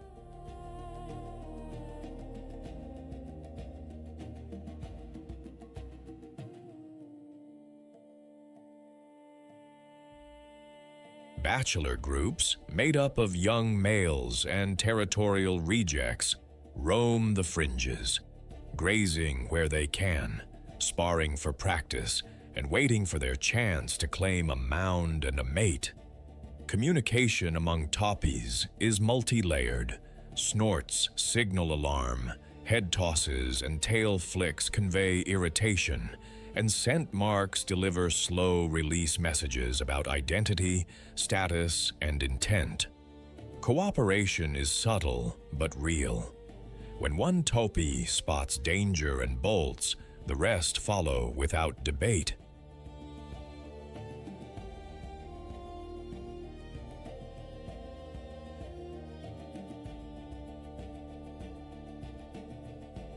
Survival here is a group project, even when the rewards are distributed unevenly.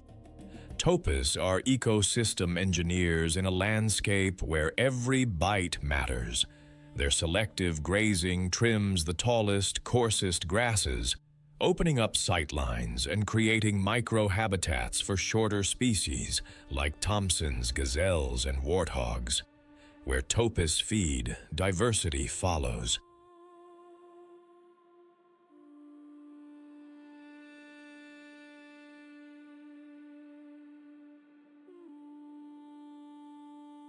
Their dung fertilizes the soil, delivering nutrients that fuel new growth cycles, and their movements distribute seeds across kilometers, planting tomorrow's pastures with every step. They are also key prey for Uganda's top predators: lions, hyenas, leopards, and wild dogs, supporting food webs that ripple through the entire savannah. Their constant vigilance and alarm behavior benefit other grazers.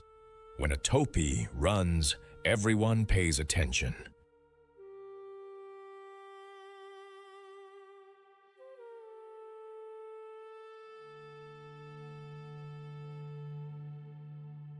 Evolutionarily, topis are fine-tuned for marginal environments.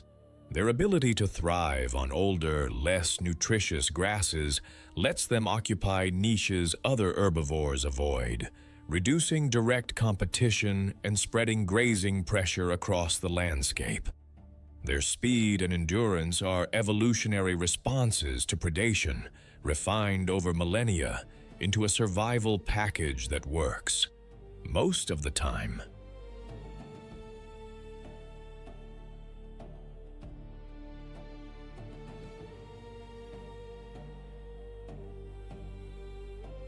Listed as vulnerable globally, topis face habitat loss, competition with livestock, and poaching pressure. Though Uganda's protected parks provide critical strongholds. In places like Kadipo and Murchison Falls, anti-poaching patrols, habitat management, and community conservation programs offer hope that these elegant sentinels will continue to grace the plains for generations to come.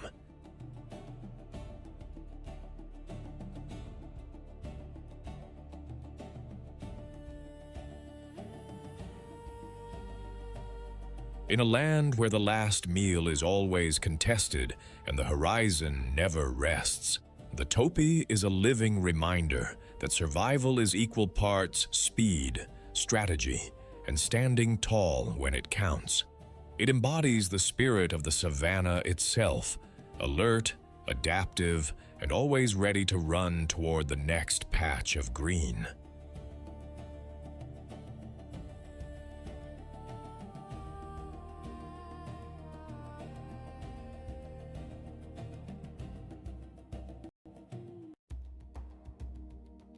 Above the acacia canopy, where most browsers can only dream, one animal turns altitude into an art form. Meet the Rothschild giraffe, Uganda's skyscraper with a heartbeat, dining where the air thins and competition drops away like yesterday's gossip. In the golden sprawl of Uganda's savannas, Murchison Falls, Kadipo Valley, and the scattered woodland edges, the Rothschild giraffe commands attention not by roaring, but by simply standing up.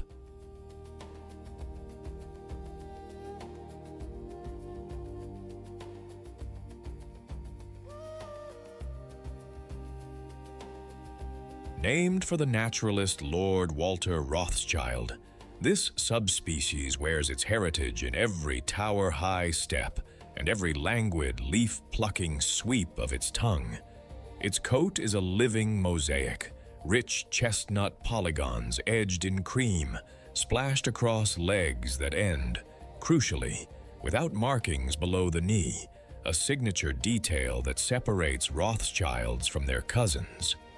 But the real distinction is presence.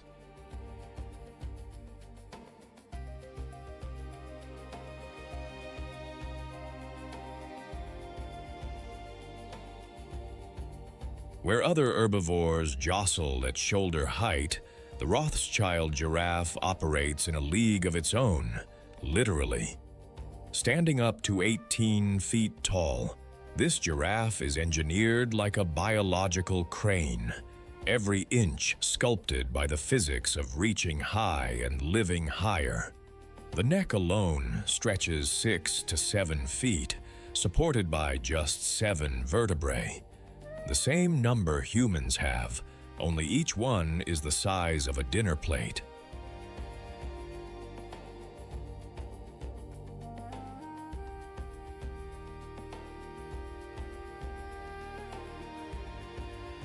Muscles cascade down that column like cables on a suspension bridge, anchoring a small, elegant head crowned with horn-like ossicones, skin-covered bone knobs that give males a slightly regal, battle-worn silhouette after years of necking duels.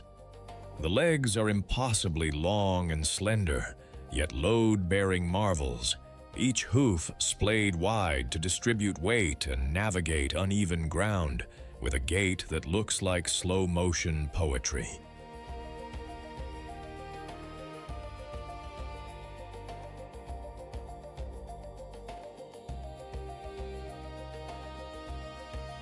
The tail is a whip of coarse hair, perfect for swatting flies or punctuating a mood.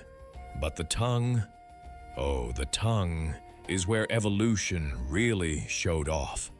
Nearly 18 inches of prehensile, blue-black muscle, tough enough to strip thorns off acacia branches without flinching, dexterous enough to curl around the choicest shoots like a sommelier selecting vintage leaves.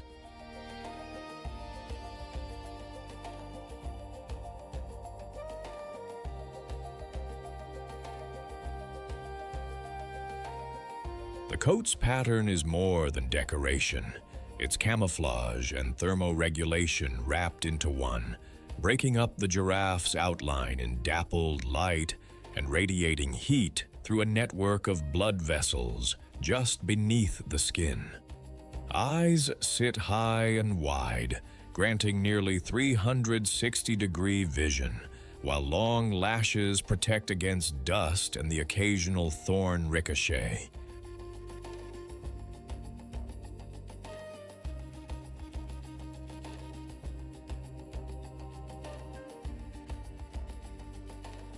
Every element, from the cardiovascular system that pumps blood uphill against gravity, to the specialized valves that prevent fainting when the head drops to drink, is a testament to survival through sheer vertical advantage.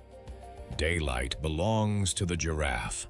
Mornings open with a slow, deliberate patrol through acacia groves and mixed woodland, the head swiveling like a periscope, scanning both canopy and horizon.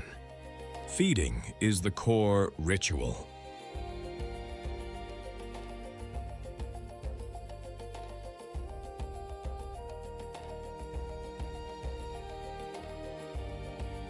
Using that extraordinary tongue and flexible lips, the Rothschild giraffe plucks leaves, buds, and seed pods from heights no zebra, buffalo, or even elephant can comfortably access.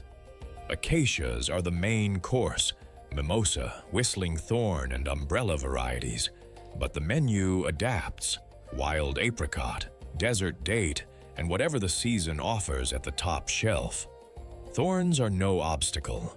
The tongue dances between them, the thick saliva acting as both lubricant and antiseptic.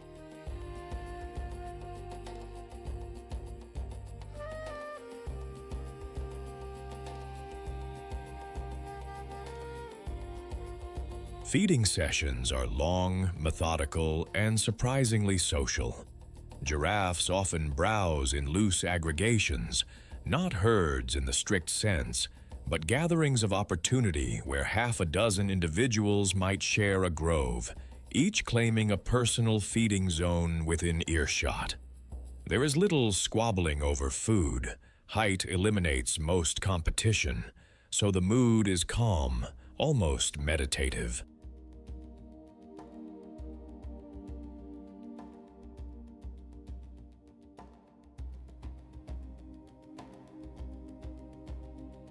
Between meals, they rest in partial shade, standing upright, occasionally chewing cud like thoughtful philosophers. Sleep is a luxury measured in minutes, taken in short bursts, sometimes lying down with the neck folded back in an S-curve that looks uncomfortable, but is, apparently, giraffe ergonomics. Drinking is the dramatic exception. To reach ground-level water, a giraffe must splay its front legs wide and lower its neck in a vulnerable, yoga-like stretch.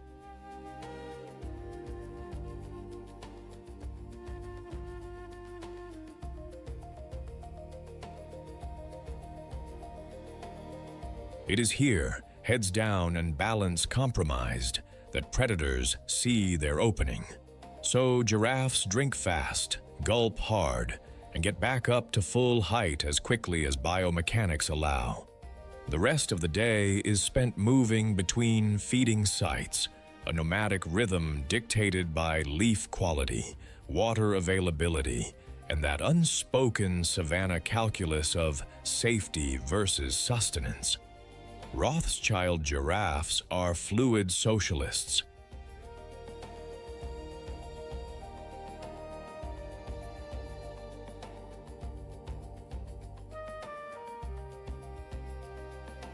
There are no rigid herds, no permanent memberships, just flexible associations that shift like cloud formations. Females and their young form the most stable units, often moving together in groups of 4 to 10, sharing vigilance and calf-rearing duties in a loose, cooperative sisterhood. Bulls are more solitary, drifting in and out of female groups, especially during mating season, when testosterone sharpens the agenda.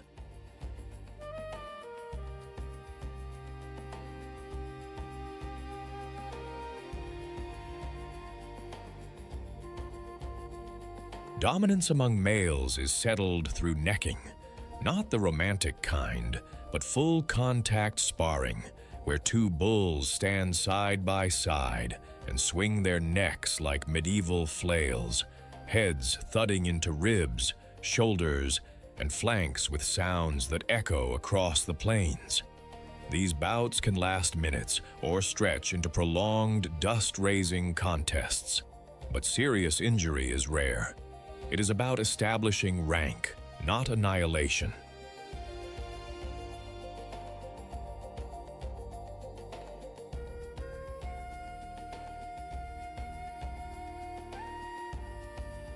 The winner earns mating rights, the loser walks off with bruised pride and maybe a limp.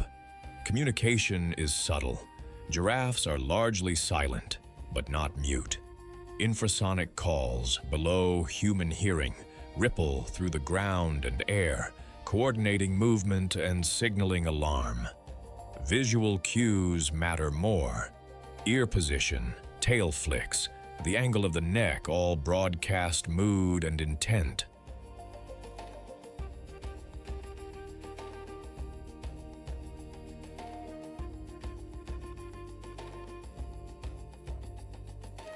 Calves are born after a 15-month gestation, dropping 6 feet to the ground in a gravity-assisted entrance that would flatten most mammals, but somehow works for giraffes.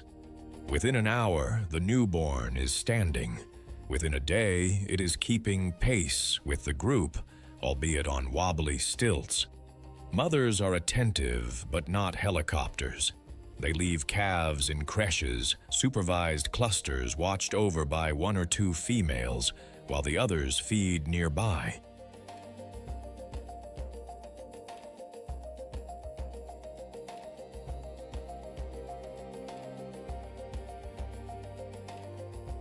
This babysitting rotation works because predators, lions, leopards, hyenas, prefer easier targets. Still, mortality is high in the first year. Those who survive grow fast, fueled by rich milk and an instinct to stay close, stay quiet, and always, always look up. The Rothschild giraffe is a landscape architect working from the top down.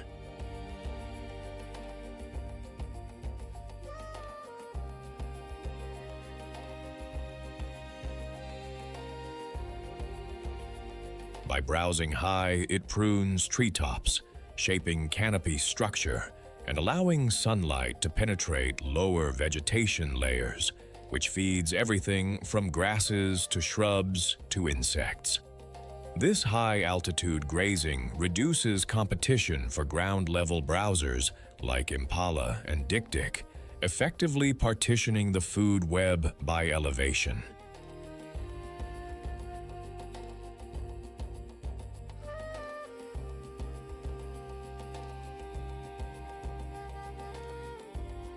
Their dung is a nutrient bomb, scattering seeds across kilometers of savannah, often in places no other herbivore reaches, aiding forest regeneration and plant diversity.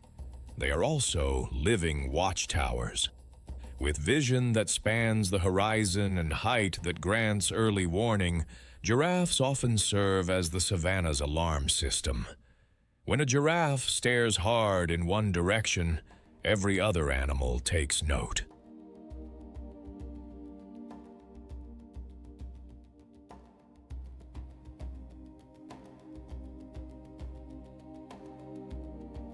Evolutionarily, they are marvels of biomechanical problem-solving, cardiovascular adaptations that prevent stroke when bending down, specialized jugular veins with one-way valves, a heart the size of a basketball pumping blood at pressures that would rupture most mammals. Yet, despite these strengths, the Rothschild giraffe is endangered. Habitat loss, poaching for meat and tails, and human-wildlife conflict have slashed populations.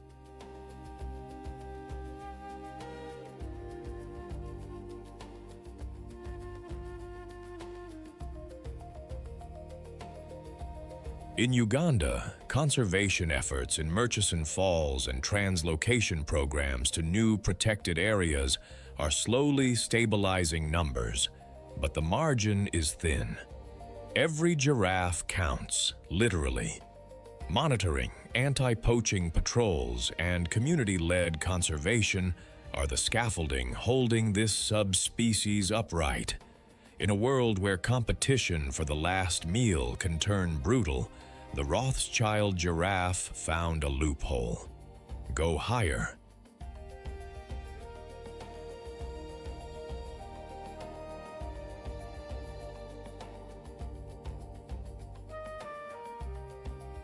It is a reminder that sometimes survival is not about fighting harder, but thinking taller, reaching farther, and claiming the space no one else thought to look. Graceful, vulnerable, and impossibly resilient, this skyscraper with a heartbeat embodies the quiet power of adaptation, proof that in the race for resources, altitude can be the ultimate advantage.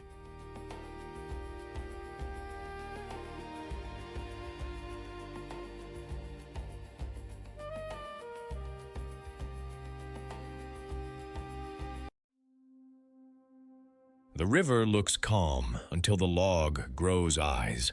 In Uganda's shrinking dry season channels, meals get scarce, tempers get shorter, and the oldest ambusher on Earth sharpens its patience. When the last meal is on the table, the Nile crocodile doesn't chase it. It lets hunger come to the water's edge.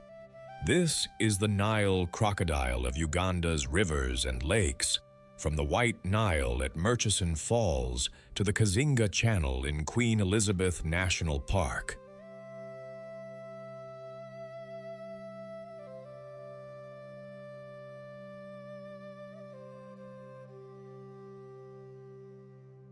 Built like a living low-profile submarine, it waits with nostrils and eyes riding high, everything else erased by glare and shadow. Its jaws can clamp with around 5,000 psi of force, enough to turn a careless sip into a final mistake. Painted by nature in olive and bronze, the Nile crocodile wears a coat of rugged scales studded with bony plates called osteoderms, armor that shrugs off thorns, bumps, and the occasional bad idea from a predator.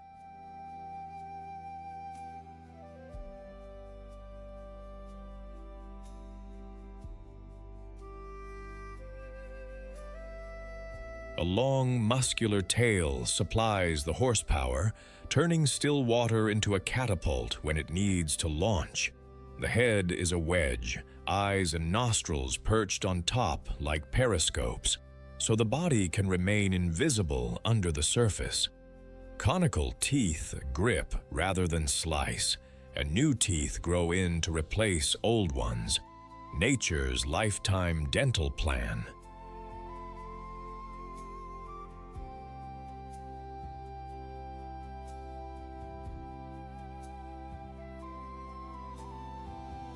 A nictitating membrane works like built-in goggles, clearing vision underwater, while a palatal valve closes off the throat so it can open its mouth without drowning.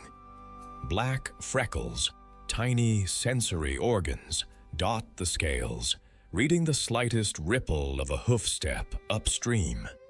Heat is managed with sun-soaked scutes, an open-mouthed gaping, a reptilian version of a radiator.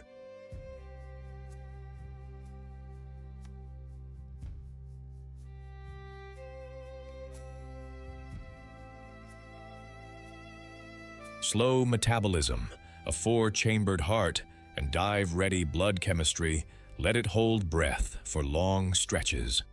Patience is not just a virtue here, it is a physiology. Speed is optional. Timing is everything. A Nile crocodile can float like a shadow for hours or even days, staking out crossing points where zebras, antelopes, or warthogs must drink. It uses banks, overhanging reeds, and afternoon glare as camouflage.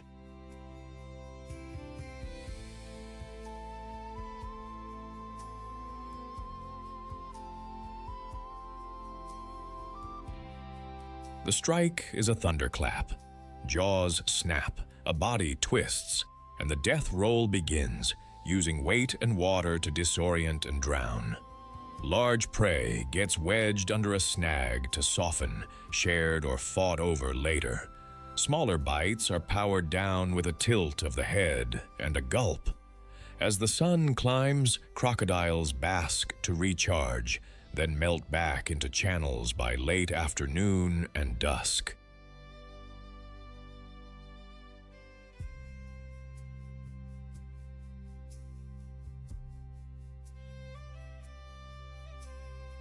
In feast times, they're picky. In lean times, the menu widens. Fish, birds, carcasses drifting downriver, even a catfish unlucky enough to surface in the wrong place. And when the river thins and the buffet shrinks, competition spikes. Crocs jaw clap, tail sweep, and shoulder in for position over a last sliver of meat, while marabou, storks, catfish, and bold monitor lizards circle like opportunists at a clearance sale. Crocodiles are solitary strategists with a social rulebook.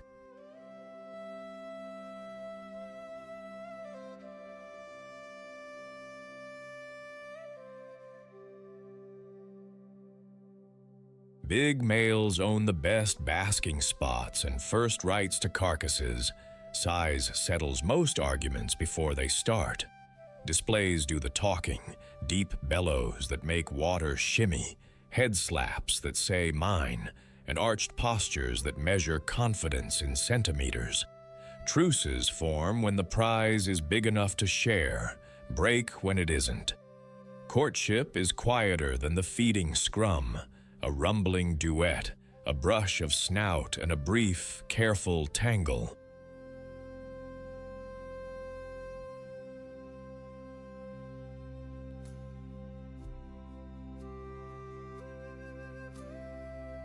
Females mound nests of sand and vegetation above floodline.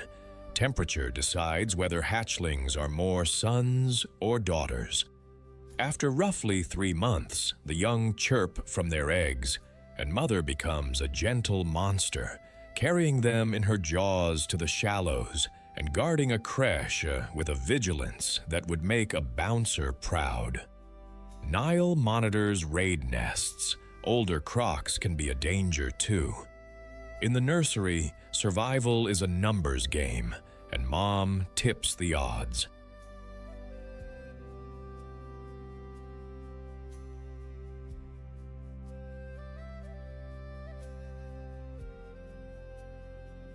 As apex predators, Nile crocodiles redraw the map of behavior for anything that drinks, wades, or swims. They cull weak and unwary animals, clean up carrion, and shuttle nutrients from land to water with every meal, feeding whole scavenger guilds, storks, catfish, even the microbes that turn scraps back into life. Eggs and hatchlings feed monitors and mongoose, a reminder that even a king pays into the food web.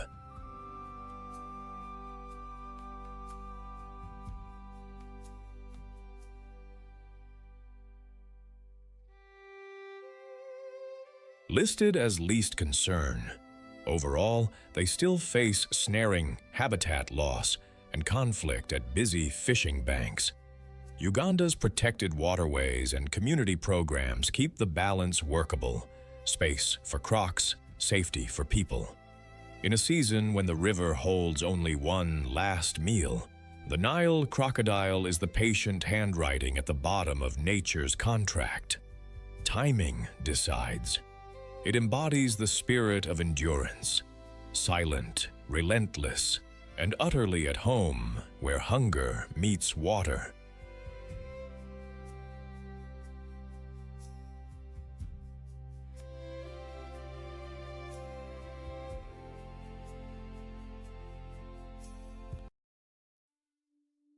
Dust hangs in the evening heat as the lions of Uganda step from the grass like living embers. Ahead, a wall of Cape buffalo lowers its horns, and the savannah holds its breath. This is the competition for the last meal, strategy versus muscle, patience versus thunder. We're with the African lion, Panthera leo, across Uganda's open plains, places like Murchison and Kadipo, where grass waves, nerves fray, and decisions decide who eats.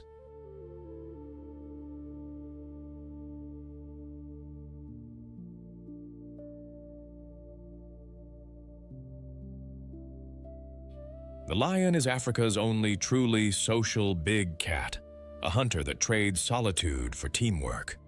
One look sets it apart. The male's mane, a storm cloud of hair.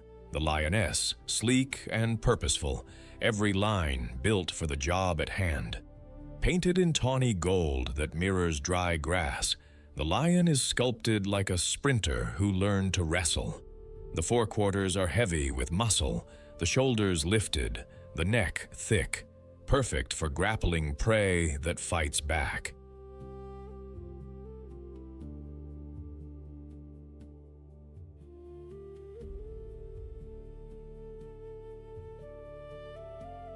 Padded paws move like whispers.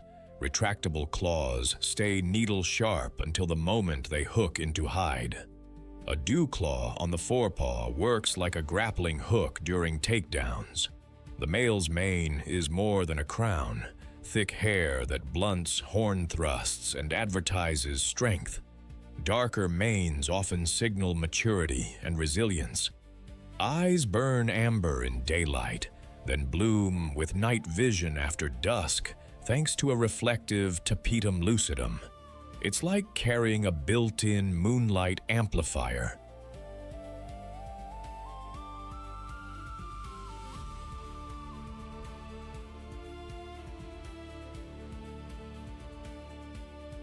Whisker spots map unique IDs, a social barcode for pride life. Inside the mouth, backward-facing papillae on the tongue rasp meat off bone like nature's grater. A flexible spine and long stride deliver short, explosive sprints. No marathoner here, just a ruthless 60-meter specialist. Heat is a constant opponent, so lions pant, seek shade, and hunt the cool margins of day and night to keep those engines primed.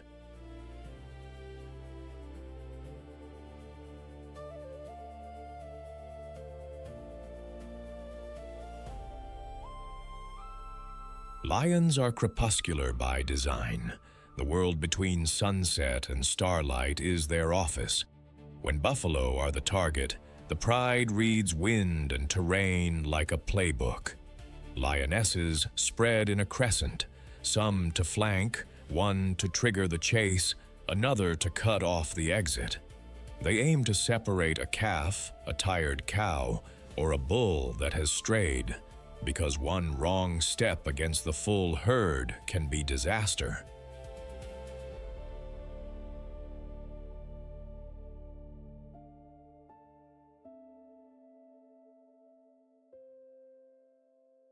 If opportunity flares, they surge, forelimbs latch, bodies pile on, and a lioness clamps the muzzle or nose to suffocate, while others anchor the hindquarters.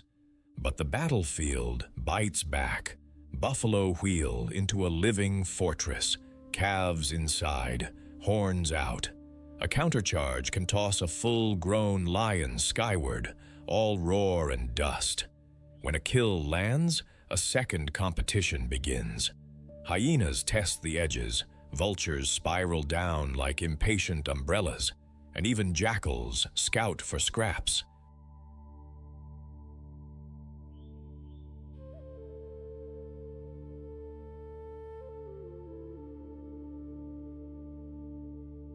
The pride drags the carcass to cover, eats fast, and defends harder, gulping tens of pounds in a sitting, then cooling off in the grass with bellies like drumheads, knowing the night still keeps score.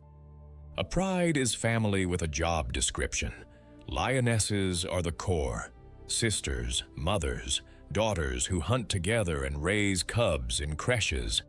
Males, often in coalitions of 2 to 4 brothers, hold the territory and act as bouncers at the buffet, defending kills from hyenas and rival lions.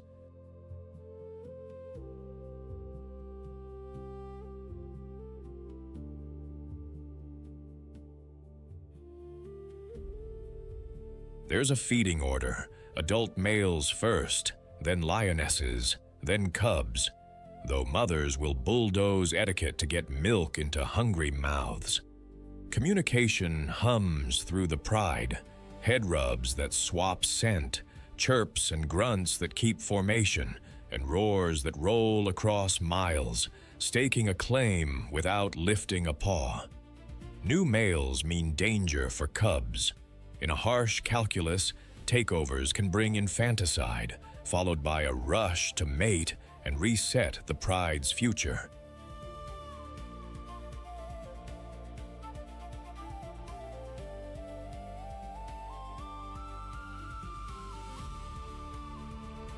Through it all, cooperation is currency, and a well-oiled pride can pull off the kind of buffalo takedown that solo cats only dream about. Lions are regulators, shaping where herds graze and which animals thrive. By targeting the weak, the sick, and the unlucky, they trim populations and keep disease in check. Their kills power an entire after-party of scavengers, hyenas, vultures, beetles, and the soil itself.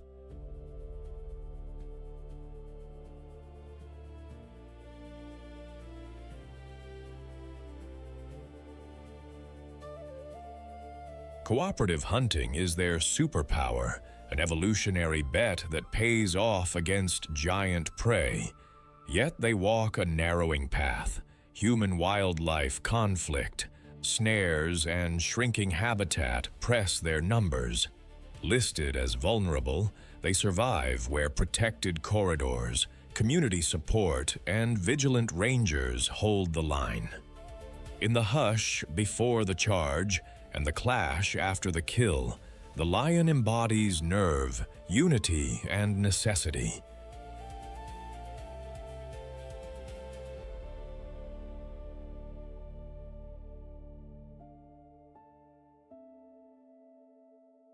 It's a living reminder that in the wild, the last meal is never guaranteed, and that's exactly what keeps the savannah alive.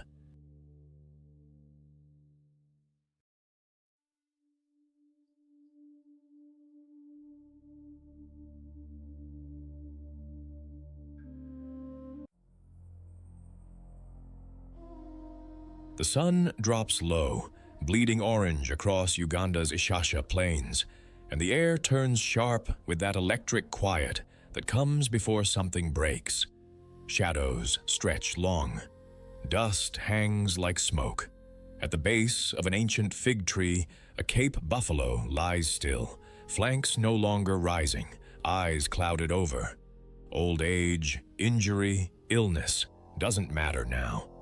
What matters is that death has rung the dinner bell, and every hunter within a mile has heard it. First to arrive, the lions.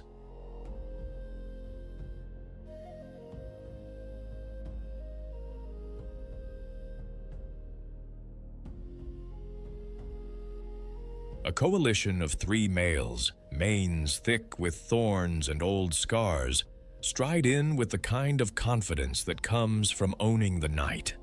They circle the carcass once, sniffing, checking for traps, then settle in with heavy paws and tearing jaws. Ribs crack, meat pulls. For a few minutes it's theirs, no questions asked, but the savannah doesn't do solo acts for long. Hyenas materialize from the grass like shadows with teeth.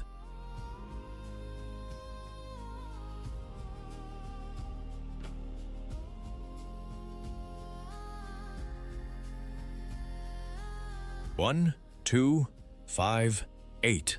A clan builds in real time, circling wide, voices rising in that eerie, laughing yodel that sounds like madness but functions like code. They test the lion's patience, darting in, snapping at haunches, retreating before claws connect. The lions roar, low and guttural, but the hyenas don't flinch. They know the math. 3 lions, 8 hyenas. Patience is strategy. Then the sky weighs in.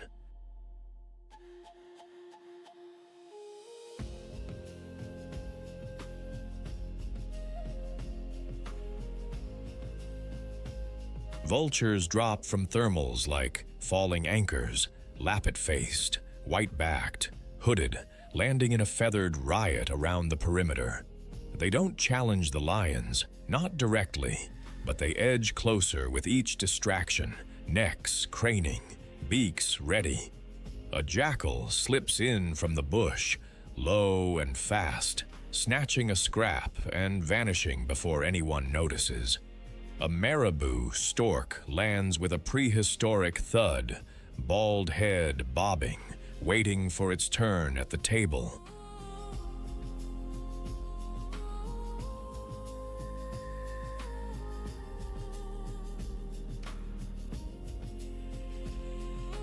The lions feed hard and fast, but hyenas are built for endurance, not pride. They press closer. One darts in and clamps onto a hind leg, dragging it sideways. A lioness lunges, but 2 more hyenas hit from the other side. It's not a fight, it's a siege. The males snarl, swipe, and finally, grudgingly, step back. The hyenas pour in like a flood, jaws snapping, bone crunching, voices rising in a cacophony of claim and conquest.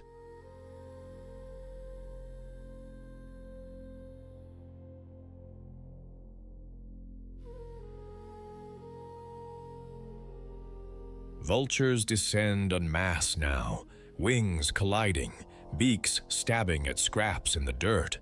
The marabou wades through the chaos like a nightmare guest at a feast, plucking bits with surgical precision. A monitor lizard slides in from the grass, tongue flicking, eyes cold, eating what even the vultures won't touch. Above, fish eagles and tawny eagles circle, waiting for the leftovers to thin out so they can swoop in without getting trampled.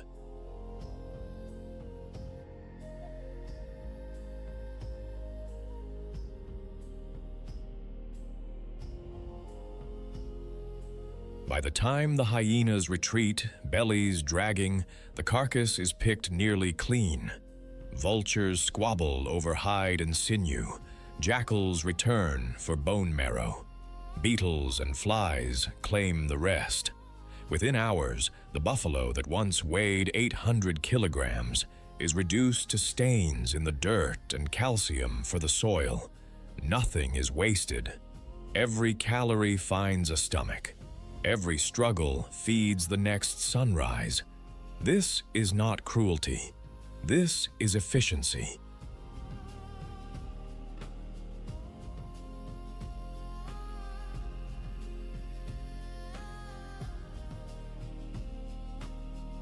This is the wild's economy, brutal and beautiful, where every species plays its part.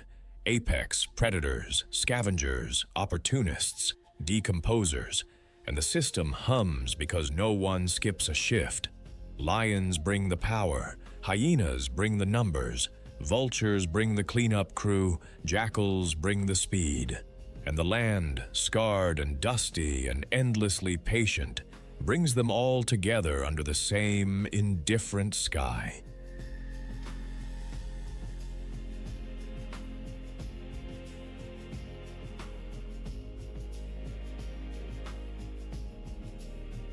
We have journeyed across Uganda's plains and forests, watched elephants guard waterholes, lions negotiate thrones, and entire ecosystems turn on a single carcass. We have seen majesty and desperation exist in the same breath, survival measured not in years, but in heartbeats and split-second decisions. Every creature here, predator, prey, scavenger, is part of one living, breathing equation that balances itself every single day. Our role? Keep that equation intact, protect the corridors.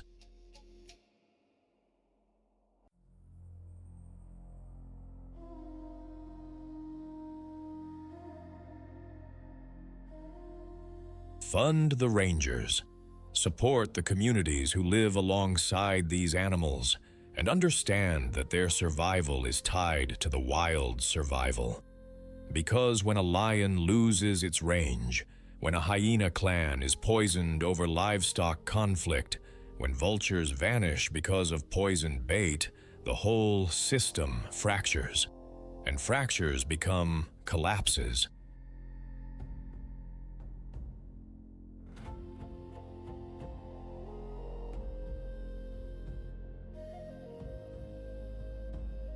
If this scene gripped you, if you felt the tension, the hunger, the raw truth of it all, hit like, subscribe, and drop a comment telling us which scavenger you respect most and where you're watching from. Share this with someone who needs to see how nature handles competition without boardrooms or mercy. Our episode ends here, but the wild does not.